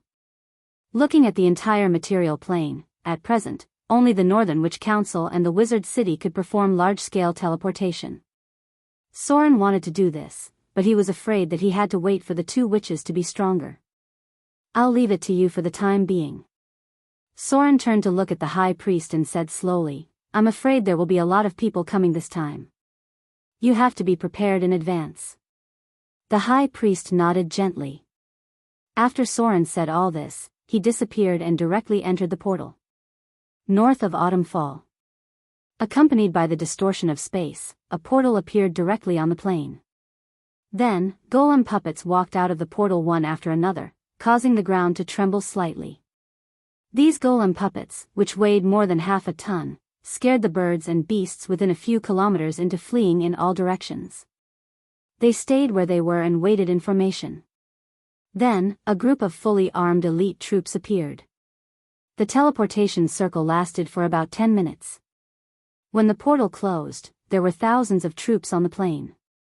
This portal is so easy to use. Scarface looked at the desolate scene around, playing with a cold dagger in his palm, and murmured, the last time we came here, we ran so far, but this time we arrived in the blink of an eye. If we can open the portal ourselves, wouldn't we be able to fight wherever we want? The bleak sound of the horn echoed. Scarface put away his dagger and turned to reorganize his troops. The military system of Mordor City was a bit special. The core guards were in the hands of Sir Soren, but many pirate leaders also had their own legions and some elite guards. Usually, these troops were commanded by many pirate leaders, but if there was a war, Soren would take over the command. What should we do next? Fallen Witch's figure appeared beside Soren. Gloria needed to stay in Mordor City, so only she could help Soren. The cold wind whistled. Because winter was coming, the climate near Autumn Fall had become much colder.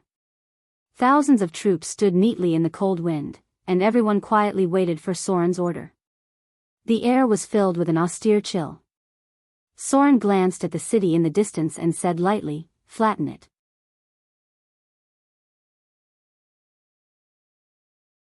Chapter 673. Level.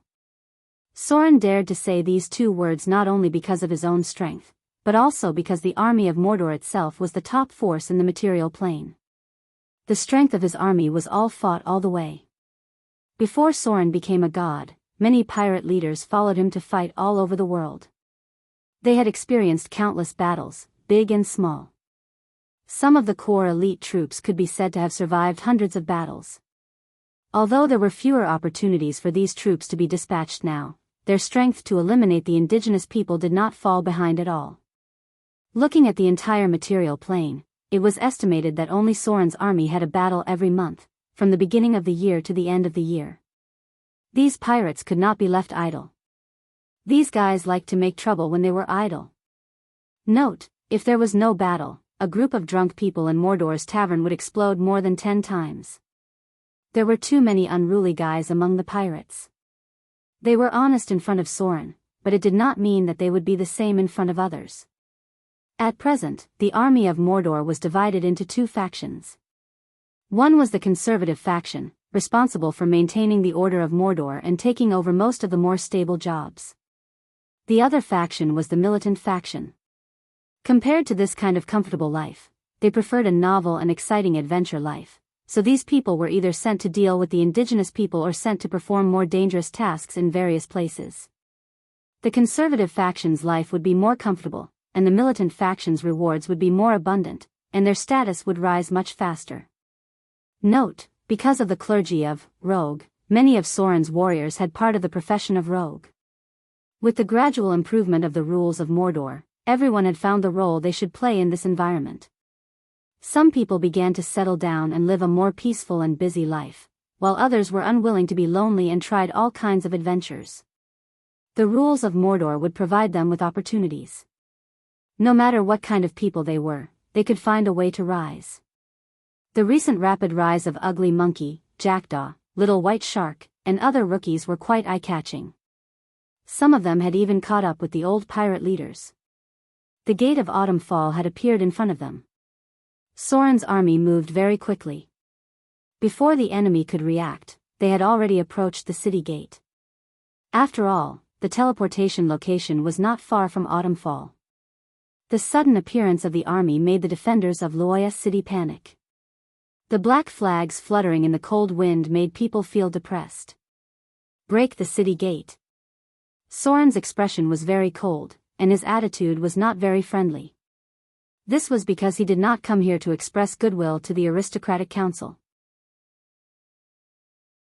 Wasting time arguing with politicians was definitely not his habit, so before this kind of war of words began, he would use his strength to solve some problems. Dong dong dong. The heavy diamond golems stepped forward. The technology of making diamond golems in Motor City had been perfected day by day.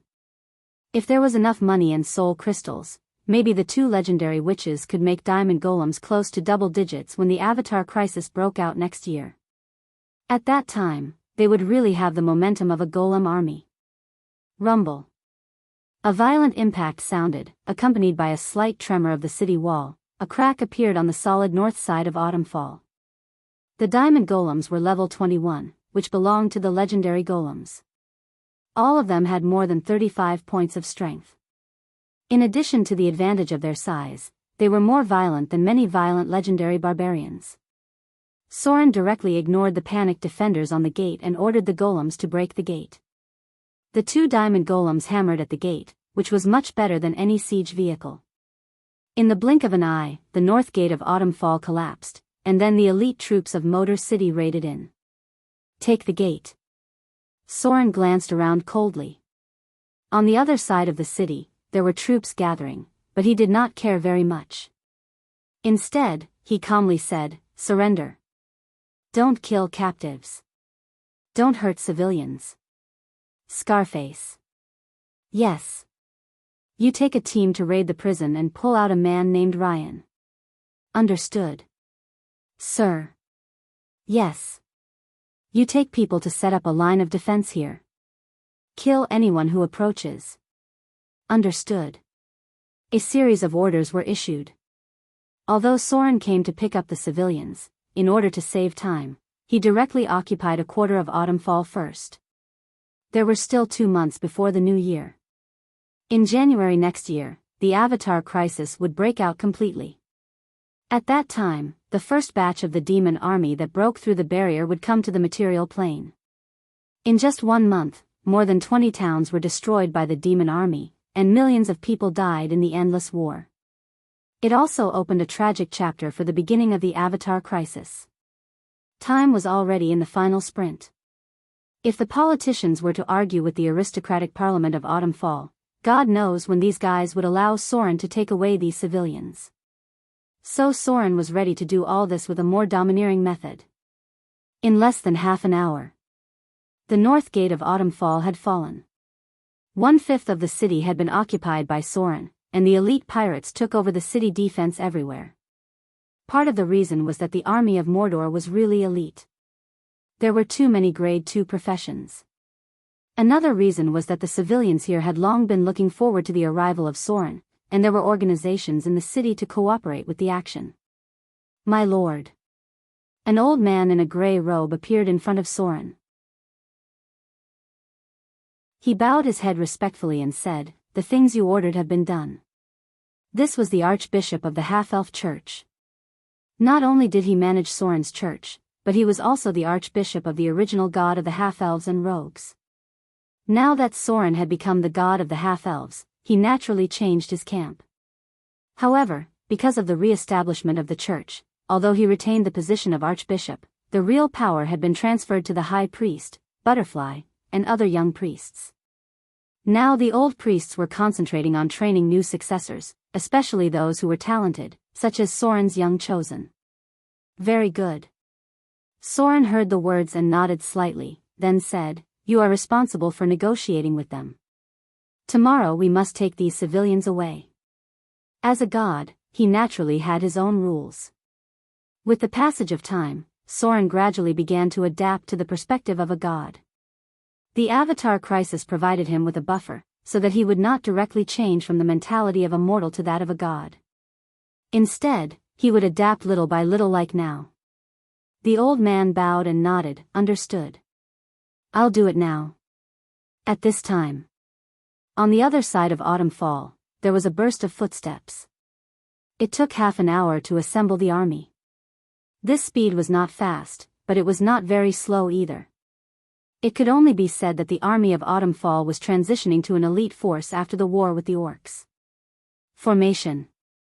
Get ready to fight. The giant stuck out his tongue and licked the blade. A bloodthirsty expression appeared on his face. His huge and burly body and ferocious face gave a lot of pressure to many people. The people nearby didn't dare to get close to him, afraid that they would be accidentally killed. Because he was about to break through the realm of legends, the giant's bloodline had a slight mutation. The further improvement of his strength was easy to cause accidents because his agility and balance were not high enough. Recently, when he drank, he always accidentally crushed the wine glass. A gentle pat could break someone's bone, so no one dared to approach him during this time. To be honest, the giant actually wanted to fight with the enemy in front of him, but he didn't know if they dared to fight with the army of Mordor. Soren's order was to occupy the north gate of Autumn Fall. They were not allowed to take the initiative to fight with the half-elf army, but if the other side dared to launch an attack, they could directly counterattack. To be honest, the giant felt that this was a bit troublesome. It was better to send more troops over and directly take down Autumn Fall. At that time, whether they wanted to empty Autumn Fall or occupy it, they could do it. The giant didn't know what Soren was thinking, but Soren must have a deep meaning. Maybe he didn't want to waste his strength on fighting with the half-orcs. Rumble. There was a violent explosion near the prison of Luoya City, followed by a flurry of fighting. Then Scarface was seen carrying a man covered in blood and flesh toward this side. "Your Excellency." Scarface carefully put down the man on his back. The reason why he was so careful was because the other party was too badly injured. He was afraid that he would accidentally kill him. At this moment, his back was covered with blood, but it was not his own, but the man on his back. "Damn it." Scarface glanced at the badly mutilated man on the ground and muttered, "These guys are really ruthless. I'm afraid only old pirates with years of experience would be able to do something like this." Ahem. His back was covered with whip marks, and not a single piece of skin was left intact. More than 10 branding irons were left on his chest, and the skin on his chest was almost completely charred. His face was severely beaten, and it was so swollen that it was almost impossible to recognize his original appearance. His legs and arms were clearly fractured, and what was even more shocking was that his hands, from his pinky finger to his index finger, had all been cut off, and only 4 of his 10 fingers were left. If it was an ordinary person with such injuries, they would have died long ago. He was completely relying on his tenacious vitality and willpower to survive until now. Ahem. A trace of blood overflowed from Ryan's mouth. He struggled to open his eyes and looked at Soren, murmuring, My lord. You're finally here." Soren's face was pale. He exuded a cold chill, and even Scarface next to him could not help but shudder, and quietly stepped back a few steps. Soren was rarely so angry. As a pirate leader who had followed Soren for a long time, he knew what would happen when Soren showed such an expression. Someone was definitely going to die. Soren was very, very angry. However, his expression was very calm, but the temperature around his body dropped a lot, and the nearby pirate leaders could not help but shiver. Ryan had obviously been subjected to extremely cruel torture. From the moment Soren agreed to accept the civilians of Autumn Fall, this young warrior had been labeled as a member of the half-elf church. He was equivalent to serving Soren's believers, and representing him to come back to reorganize these civilian believers, then lead them to the sea, and finally be sent to Moder by other people. In other words, he was equivalent to a messenger sent by Soren to Autumn Fall. Limb regeneration. Greater restoration. Holy light appeared in Soren's palm. As a god, he had the ability equivalent to a level 20 priest, but he needed to use some divine power to cast divine spells. Clayon's injuries were gradually recovering, but his mind was still quite weak after the torture. Soren looked at the young warrior in front of him, nodded gently, and said slowly, "Have a good rest." When Soren turned around, there was a clear murderous intent in his eyes, and a trace of anger hidden in the depths of his heart. God's grace was like the sea. God's power was like a prison.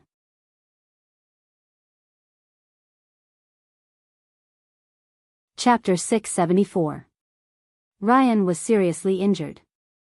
Basically, the injuries on his body were equivalent to someone torturing him to death. Soren originally thought that the noble parliament would at most arrest him, and for the sake of the god Soren, they would not make things too difficult for Ryan. That was why Soren ordered his troops to restrain themselves and not avoid too many casualties. However, the current situation was that the noble parliament did not even put a god in their eyes. Dealing with Ryan like this was equivalent to slapping Soren's face several times. This was a very serious blow to Soren's prestige in the eyes of the half-elves. The core of Soren's divine title was half-elves. As his messenger, Ryan was tortured by the noble parliament in the half-elf city. What would the followers think if they saw this? As the god of the half-elves, Soren was not respected by the nobles within the half-elves. This was a serious contempt for the dignity of the gods. Therefore, these people must pay the price. Lift the ban. Soren's expression was quite cold at the moment, and he slowly ordered, "Take over this city. Anyone who dares to resist will be killed." Bloody conflict was inevitable. Soren was the god of the evil camp, so it was necessary for the enemy to respect him. If even the half-elves did not know how to respect him, then how could his enemies respect Soren? In an instant, Soren's order was passed to the ears of all the officers. The next moment, a fierce battle broke out in the main street of Autumn Fall. A giant wearing heavy armor with a huge axe was rampaging around. Even the elite guards of Mordor did not dare to approach him. Only 2 steel golems were protecting him. On the other side, Scarface also led a team of people to rush in. The battle had just begun for a while, and immediately several teams of half-elves joined them. These were the people originally organized by Ryan. Their dissatisfaction with the upper nobles broke out continuously because of the continuous losses in the war. The middle class and the lower class had long hated the nobles. "There are spellcasters approaching." Fallen Witch issued a warning, and then her figure floated in the air. In an instant, several magic auras appeared. She raised her hand and shot down a flying spellcaster. The strength of the legendary witch was undoubtedly revealed at this moment. Those poor fellows had their flying spells removed and fell directly from a height of hundreds of meters. Those who were lucky were able to cast a levitation spell, while those who were unlucky were smashed into meat paste on the spot. Bigby's Palm of Protection. Greater Missile Storm. Arbadaka's Withering Spell. The spells of the fallen witches fell like a storm, directly beating the opponent's spellcasters to the point where they could not even lift their heads. The legendary witches' dispel magic immunity was too high, and their defensive spells were simply like paper. At the same time, Soren's figure also appeared in the air. The army of Autumn Fall was not a threat. He opened his vision at the level of the gods. In a moment, he found a guy with a strange blood-red aura in the vast sea of people. It was a nobleman who was not young. The other party was wearing a gorgeous silk robe, and there was an evil aura that ordinary people could not see with the naked eye. It was the aura of the devil from the Bator Inferno. Sure enough, there was a devil behind all of this. Saint form. The light of divinity appeared on Soren's body. He looked like a shadow emitting a holy light. The activation of the saint form required the consumption of divine power. This would not increase his power, but it allowed Soren to directly cast any level of magic. This form was almost the highest form that all gods could reach. As long as the divine power was not exhausted, the gods could use all kinds of magic indefinitely.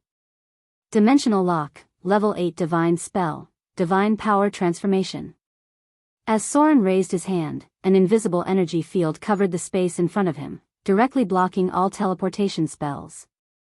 No enemy could teleport, flash, or move across planes. Awe. Level 7 divine spell, divine power transformation. With the brilliance of divinity, Soren raised his hand and pointed to the front. In an instant, a group of half-elves dressed as nobles in front of him stood in place. The only exception was the guy with a strange blood-red aura. Sunburst. Level 8 divine spell, divine power transformation. A terrible brilliance emerged. Soren personally cast this spell in the form of a saint. In an instant, it was as if a sun had risen over autumn fall. His divine power value was rapidly consumed. Many enemies' eyes were hit by the strong light in an instant and directly entered the state of blindness. With Soren's spellcasting level, there were few enemies who could successfully pass the test. At the same time, when the strong light of sunburst shone on the enemies, some people's appearance also changed very strangely. The most obvious one was a beautiful female half-elf noble. She stood far away at first. When she was shrouded by Soren's sunburst, her white skin suddenly began to burn. She let out a shrill scream of panic. Then her skin gradually turned into a black color, her pupils turned into a strange green color, her 10 fingers grew sharp nails, and finally even her sharp fangs were exposed. She fell to the ground and struggled for a while. In the end, she was directly burned into a strange black coke. Vampire. Droll's exclamation came from afar. They tried to calm the conflict between the noble council and the half-elf god, but it seemed that they had no room to intervene at all. Ow! Painful howls sounded. Under the light of sunburst, some of the hidden undead creatures were instantly exposed. The skin of a handsome half-elf nobleman suddenly began to fall off. Pieces of bloody scalp fell off, and then his handsome face mixed with flesh and blood fell off. The skin on his arm directly cracked, and the swollen muscles showed a strange dark red color. His body gradually bent, and finally, his body began to grow bigger. The clothes on his body burst open, and he turned into a huge hideous ghoul. Ah! Sharp and frightened screams sounded. Not only in the crowd of noblemen, but also in the army of half-elves, there were people who suddenly turned into undead creatures. There was no exception. These people all turned into ghouls. A dark aura spread. As Soren's main target, the noble in the middle of the crowd also underwent a very strange change under the light of sunburst. His whole body seemed to suddenly begin to expand, and then red skin was exposed. A pair of sharp black horns appeared, and then an even more amazing change appeared. His body began to twist and lengthen greatly. Only the upper half of his human body remained, and the lower half had turned into a huge snake tail. At this moment, the half-elf noble had turned into a giant snake with a muscular torso, a huge human head, a mouth full of sharp teeth, and 2 huge poisonous fangs. The demon archduke, Maman. Soren's expression was very cold as he slowly said, "So it's you who is playing tricks here." At this time, everything became clear.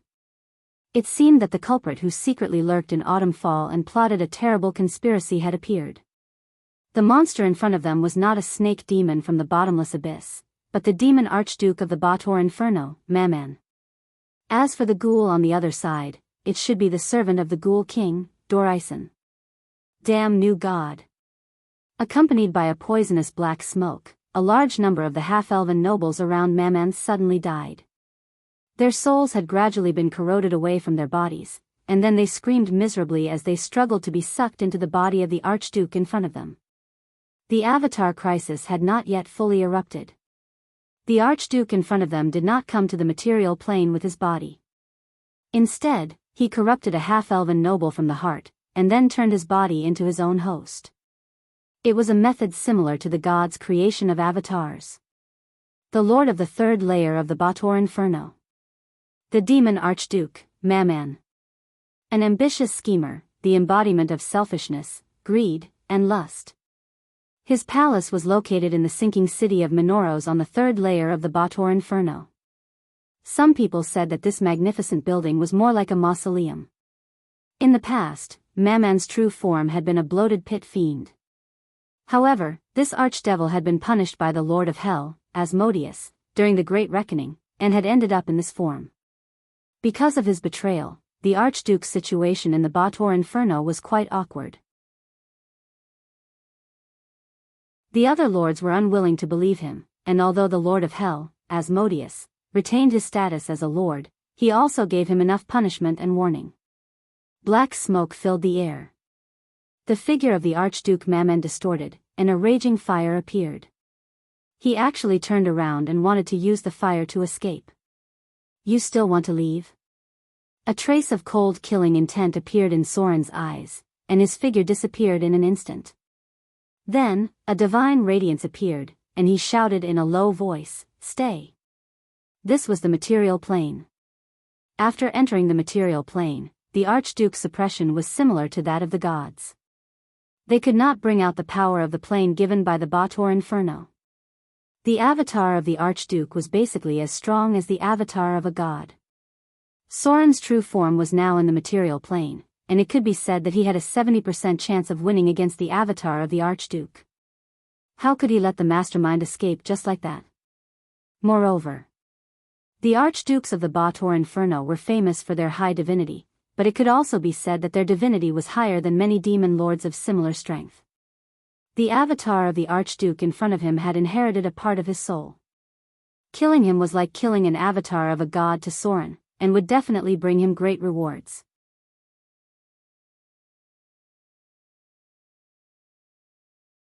Chapter 675. Souls. More souls. As the archdemon of the third layer of the Bator Inferno, Mammon had a special power that Soren could not understand. He did not know what he had done to these half-elven nobles in advance, but after coming into contact with the strange light around his body, they began to wither and decay one by one. Soren did not know whether to describe these poor guys as withered or decayed, because their bodies withered like dead plants.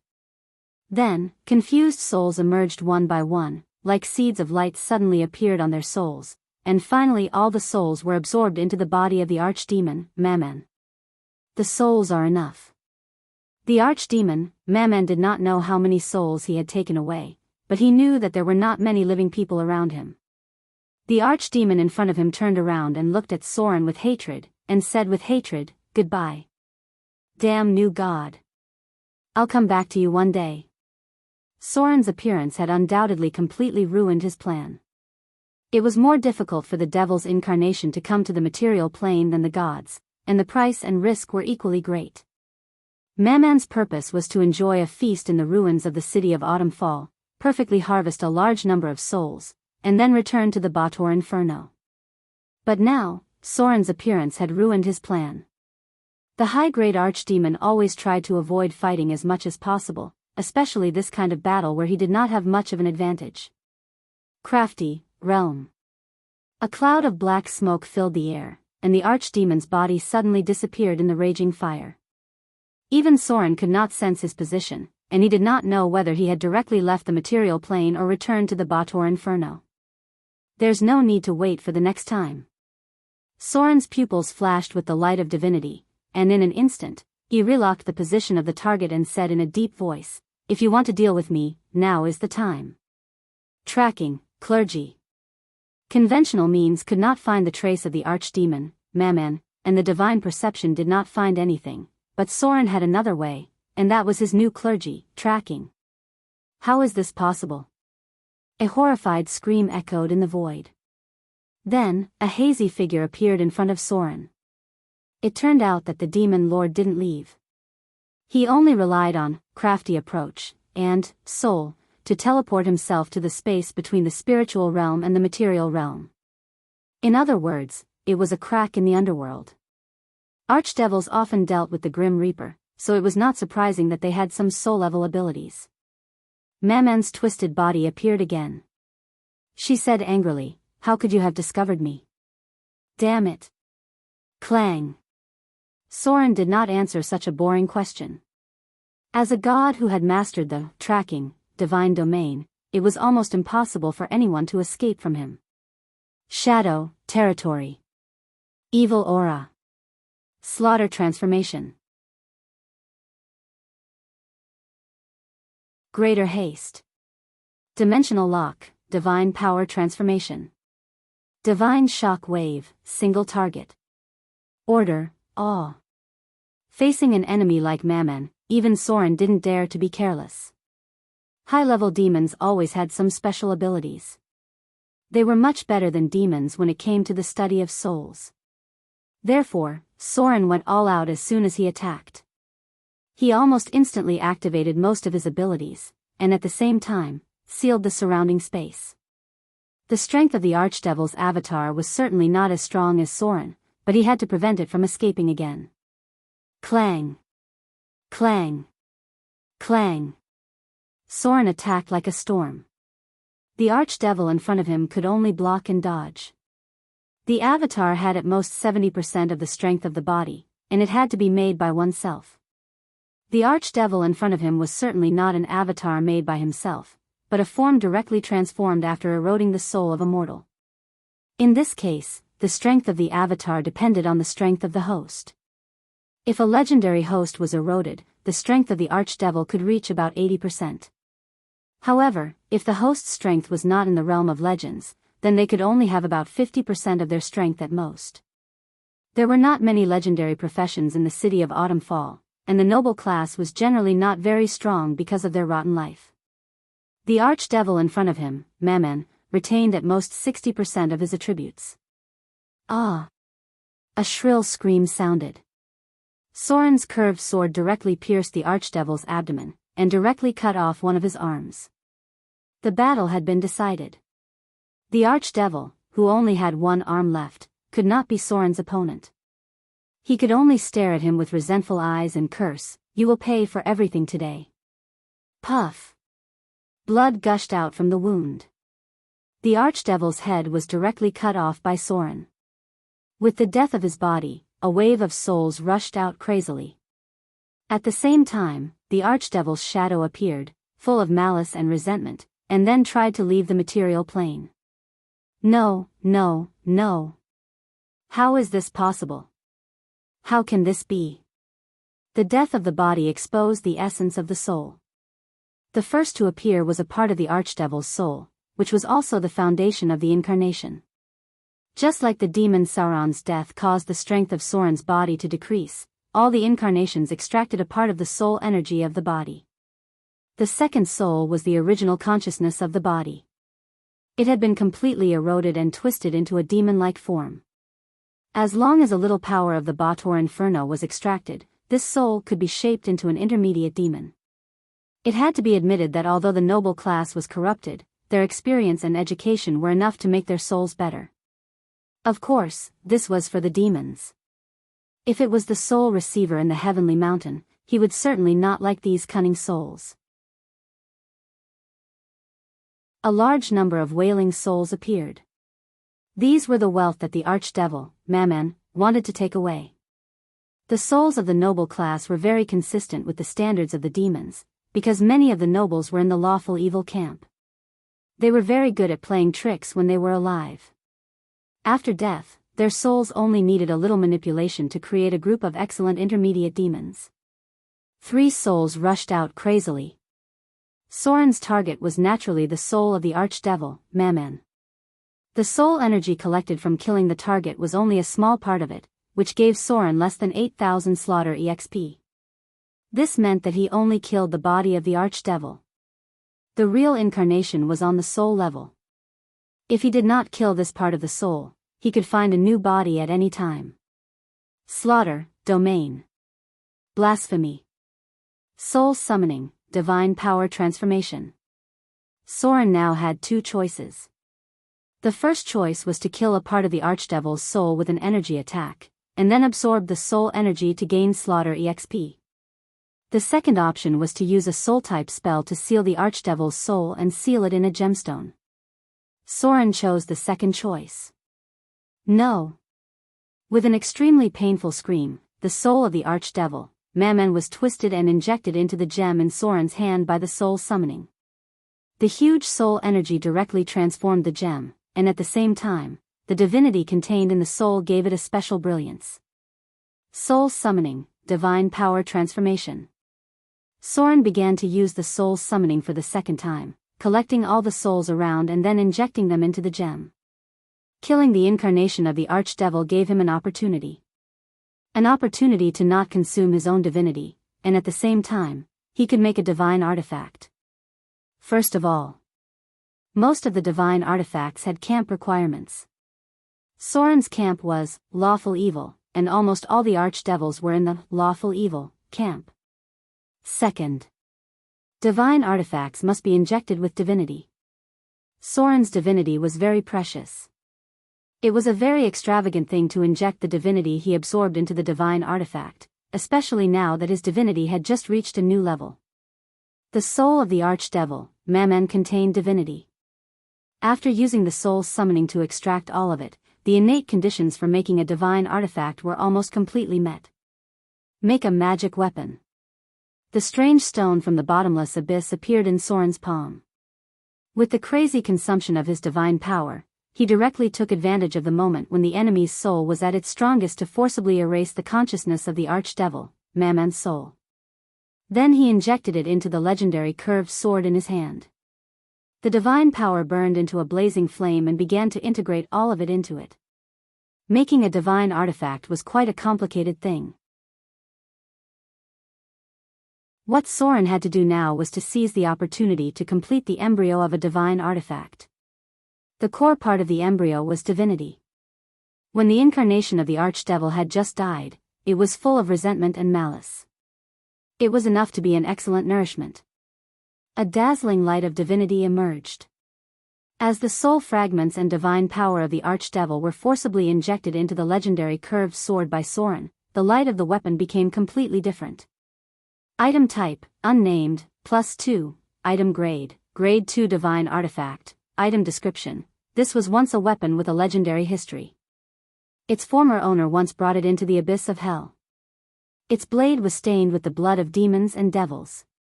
But now, it had become even more powerful. This was because its new owner had infused the soul and divinity of a certain archdevil into the weapon. The powerful resentment and evil energy made the weapon even more dangerous. Requirements: lawful evil, 18 strength, equipment effect, divine artifact, curse characteristic, soul absorption, +8 sharpness, +10 penetration, +8 toughness, +5 armor break, +5 ice damage, +5 evil damage. Weapon special effect, curse characteristic. This weapon contains the resentment and curse of the Archdevil Duke. Any enemy hit by this weapon must pass through a legendary immunity level curse. Otherwise, their stats will be permanently reduced by 1 point. Note, 1 point of attribute will be reduced. Weapon special effect, soul absorption. This weapon has the power to absorb souls. Any target killed by it will have a part of their soul absorbed. The absorbed soul can be used to heal the user's injuries. After killing the enemy, the user will recover 10 HP, a divine artifact embryo was completed. As Soren injected a large amount of divine power into the weapon, the newly completed divine artifact embryo had already reached the level of a grade 2 divine artifact. The entire process was relatively short. However, it consumed the divine power that Soren had accumulated over the past 2 months. The Archdevil's soul was indeed filled with evil power. This newly completed divine artifact unexpectedly had the ability to reduce the enemy's attributes. This ability was extremely rare. Even among the divine artifacts, there were very few that could reduce the enemy's attributes after hitting them. As for the soul absorption ability, it could only be said to be average. This was because the most powerful ability Soren had ever seen was the legendary divine artifact, dark demon sword. After hitting an enemy, it could absorb 10 HP. Its effect was much stronger than absorbing the soul of a target to recover 10 HP.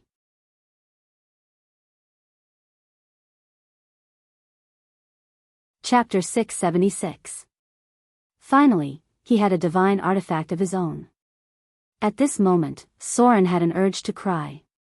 He had been in this world for so long. He had been a god for some time, but it was not until today that he had a divine artifact of his own. The most fundamental reason was that divine artifacts were too rare in this world. Even when the Avatar crisis broke out, the number of divine artifacts was still not many.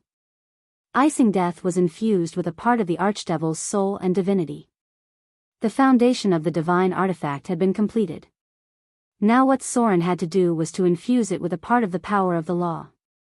Any divine artifact had its own part of the power of the law. This was also why divine artifacts could not be used casually.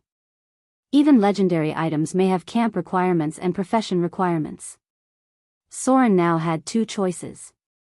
One was to infuse a trace of his soul power into it, so that this divine artifact would become his exclusive weapon.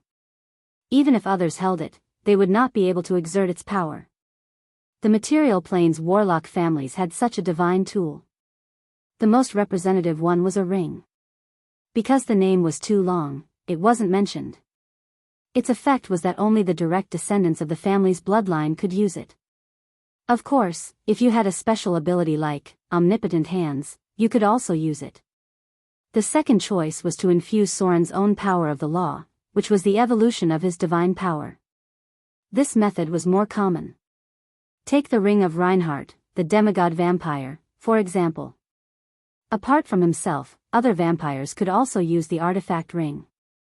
If Soren chose to infuse his own divine power of the law, then this divine artifact could not only be used by him, but also by the priests and followers who believed in Soren. Of course, the premise was that they had obtained Soren's permission. This effect was similar to divine power. It was used to deal with some powerful enemies, and Soren's body was not in the material plane. Many powerful gods had left such divine artifacts, but the premise was that the god had more than one divine artifact. Finally, Soren still chose to infuse the divine power of the law.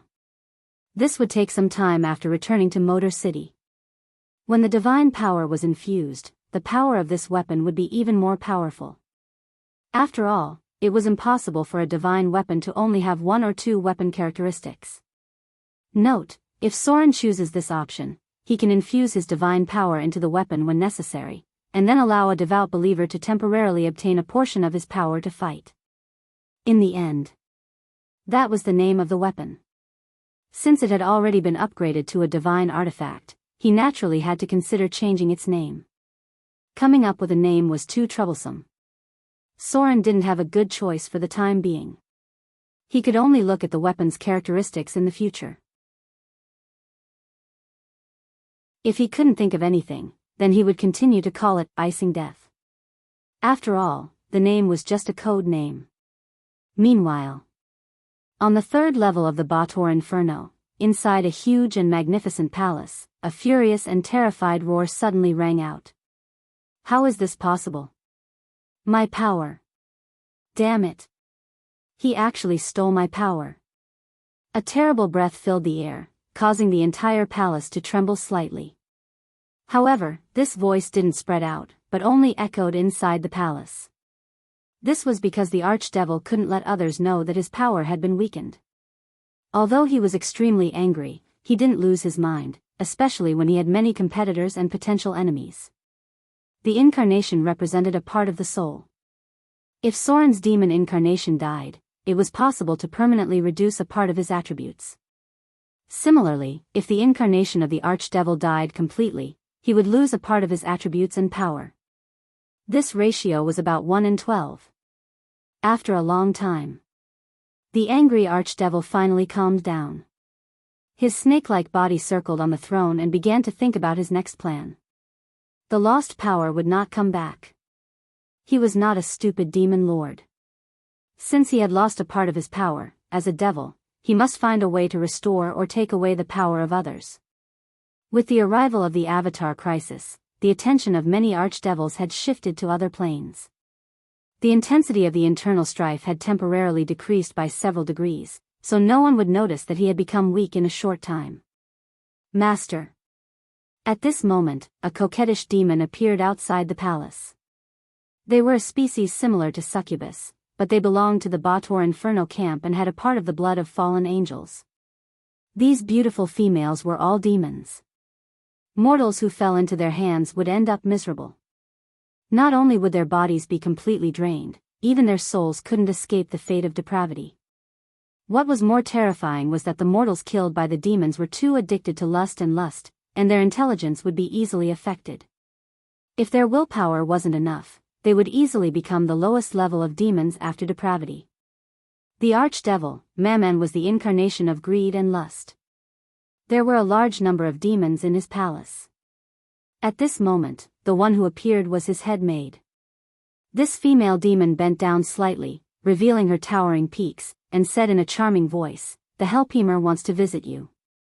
Note, demons always need to add a comma, so I'll temporarily call her a demon. The Hellpemer? The archdevil, Mammon, couldn't help but narrow his eyes.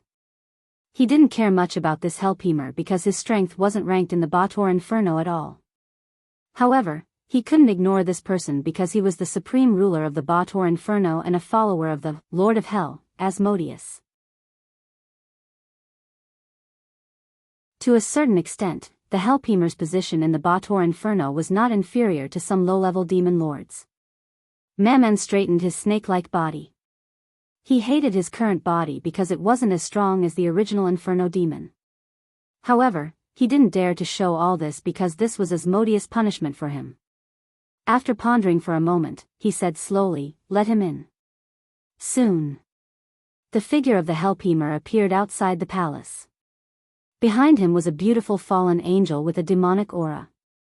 A trace of surprise and ecstasy appeared in the depths of the archdevil, Mammon's pupils, but he concealed it well because he found that the soul of this fallen angel was a little different. "Your Excellency Mammon." The Hellpemer bowed his head elegantly to show his respect. Then, he said slowly, "I've brought good news for Your Excellency. Perhaps we can try to cooperate." Cooperation? Mammon narrowed his snake-like eyes and smiled strangely. "Let's hear it." Autumn fall.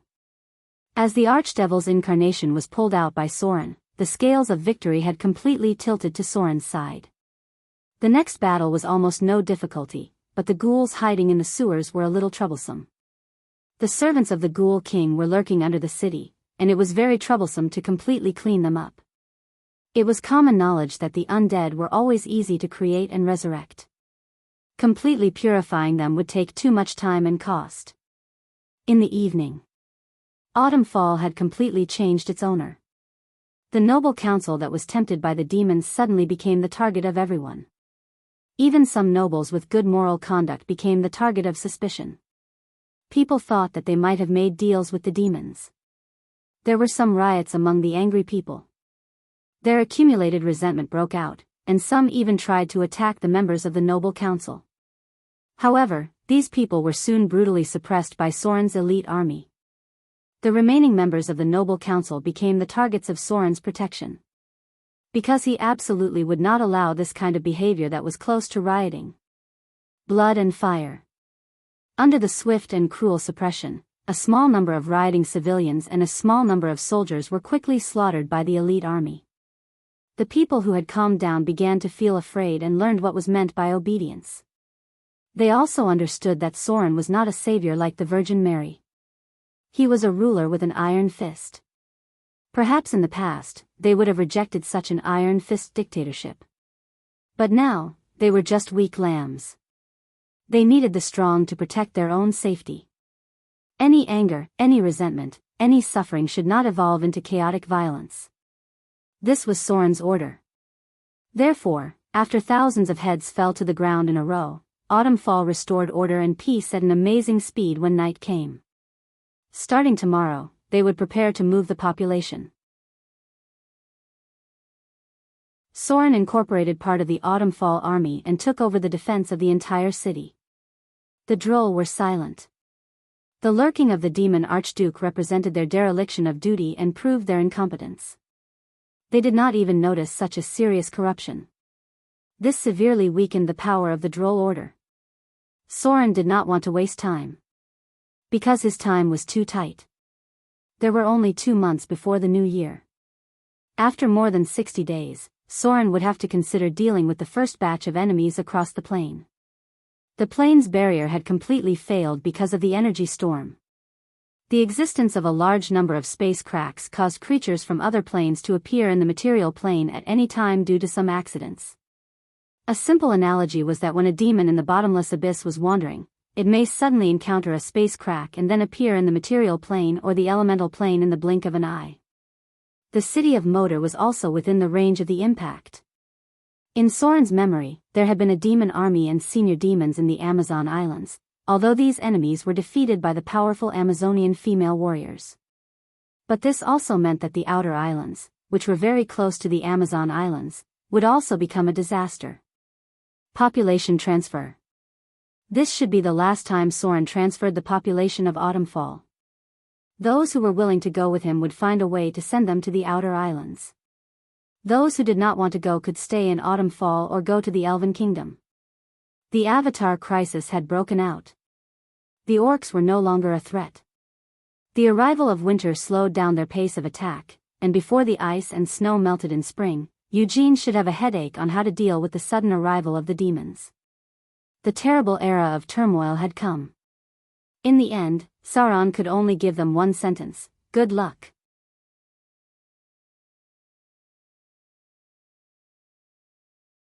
Chapter 677. Mordor City. Soren was busy with the migration of people in Autumnfall, and Gloria was also carrying out an important experiment during this time. The migration of people from Autumnfall to Mordor was a very tedious matter. It was even necessary to mobilize the fleets of Shipwreck Bay and Raging Sand Island. Therefore, Soren was unlikely to have time to further explore the Wizard Tower in a short time. However, there were already a lot of results, and many of them needed to be understood and mastered by the 2 legendary witches. After all, the alchemy technology of the Arcane Empire was very different from the current alchemy technology. Even if Gloria had advanced into the realm of legends, she still felt that a lot of knowledge was very profound. In the laboratory. With the emergence of a magic aura, the figure of Fallen which appeared in the teleportation circle. The laboratory had a specific space waymark to ensure that they could be directly teleported back no matter where they were in the material plane, which could avoid a lot of dangers. Daughter? The battle in Autumnfall was over, and the next thing was other trivial matters. Soren was enough to stay there, so Fallen which teleported back the next day. As soon as she returned to the laboratory, the Fallen which found a metal ring suspended in the middle of the laboratory table. There were countless arcane runes engraved on it. The entire metal ring was silver-white in color and had a strange luster. It did not seem to be a common type of metal in the material plane. Fallen Witch's expression was a little excited, and she murmured, "Daughter. You succeeded?" At this time, Gloria, who had been holding a quill pen and writing something quickly, turned around. She looked a little tired and excited because she had not rested for 3 days. Even with the physique of a legendary witch, she could not bear it. After all, she was not a fighter. Gloria slowly closed the magic book in her hand, and then waved her hand to take the silver-white metal ring in front of her. There was a smile on her face, and she slowly said, "It seems to be a success. But further tests are needed. Some data needs to be re-recorded." Floating ring. One of the core mysteries of the Arcane Empire. It was also the key to allowing a wizard tower or even a city to rise into the sky. On the first floor of the wizard tower in the Shadow Plane, there was a huge incomplete floating ring. At this moment, Gloria was making another replica. It was much smaller in size and might have weaker functions. However, if he were to succeed, as long as he had enough materials, it wouldn't be impossible to create a large floating ring. "Let me see."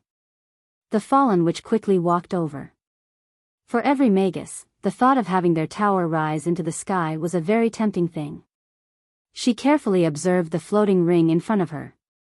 After a while, the fallen witch slowly said, "It seems that there is no problem. Maybe we should test it." Gloria nodded slightly. The two witches then cast their gazes towards a steel statue beside them. The floating ring was a standalone device.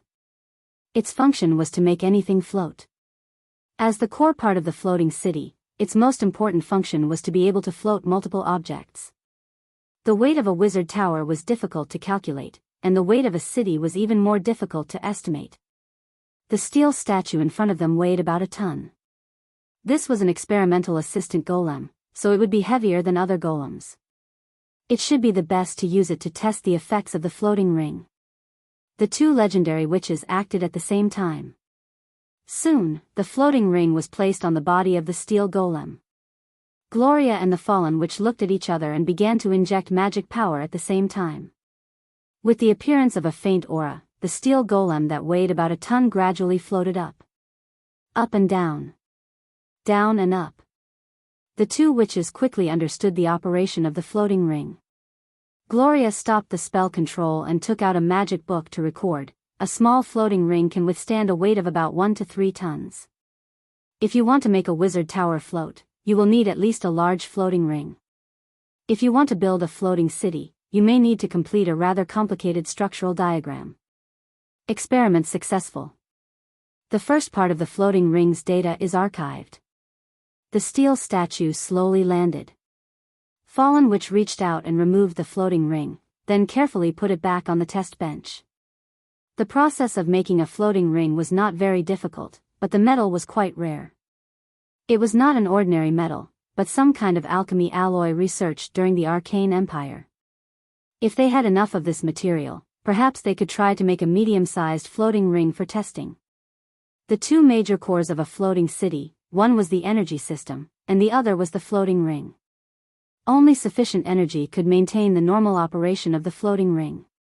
The area and weight of a floating city were so shocking that it was impossible to rely on the elemental pool of the demi-plane to provide such a huge amount of energy. Therefore, only the power generated by elemental fission could support the normal operation of a floating city. Daughter. Fallen Witch turned to look at Gloria and whispered, "You should rest." The physique of a legendary spellcaster was limited. If they did not rest for a long time, it would cause a certain amount of damage to their spirit. Although Gloria was not as stubborn as her mother, she still had a trace of enthusiasm for academic research. Her spirit was still very excited. But Gloria knew that her body was indeed very tired. She gently nodded and put down the research work in her hands, ready to continue the experiment after a sleep. However, just as she was about to leave the laboratory and return to her room to rest, she suddenly relaxed and could not help but frown. Then her expression was a little strange, as if she was surprised, as if she was happy, as if she was nervous. She put her white palm on her abdomen. Her whole body was stiff in place, and it took a while for her to relax. "What's wrong?" Fallen Witch seemed to be aware of her strangeness and asked with concern, "Are you not feeling well?" Gloria shook her head gently. She bit her lip with her white teeth and stopped talking, but soon showed a hesitant expression, then shook her head and said, "It's nothing. Maybe it's because I've been too tired recently." With that, she turned and left the laboratory. As soon as she walked out of the door of the laboratory, she immediately put her hand on her abdomen. Gloria closed her eyes and felt for a moment. Her white palm gently stroked her abdomen and murmured, "Is it true?" Unbelievable. Gloria stood in place and hesitated for a long time before walking towards her room. She needed to confirm whether it was true or not. You're tuning into the Dreamy Love Stories YouTube channel. Don't forget to subscribe and join us on this journey to catch the most captivating stories.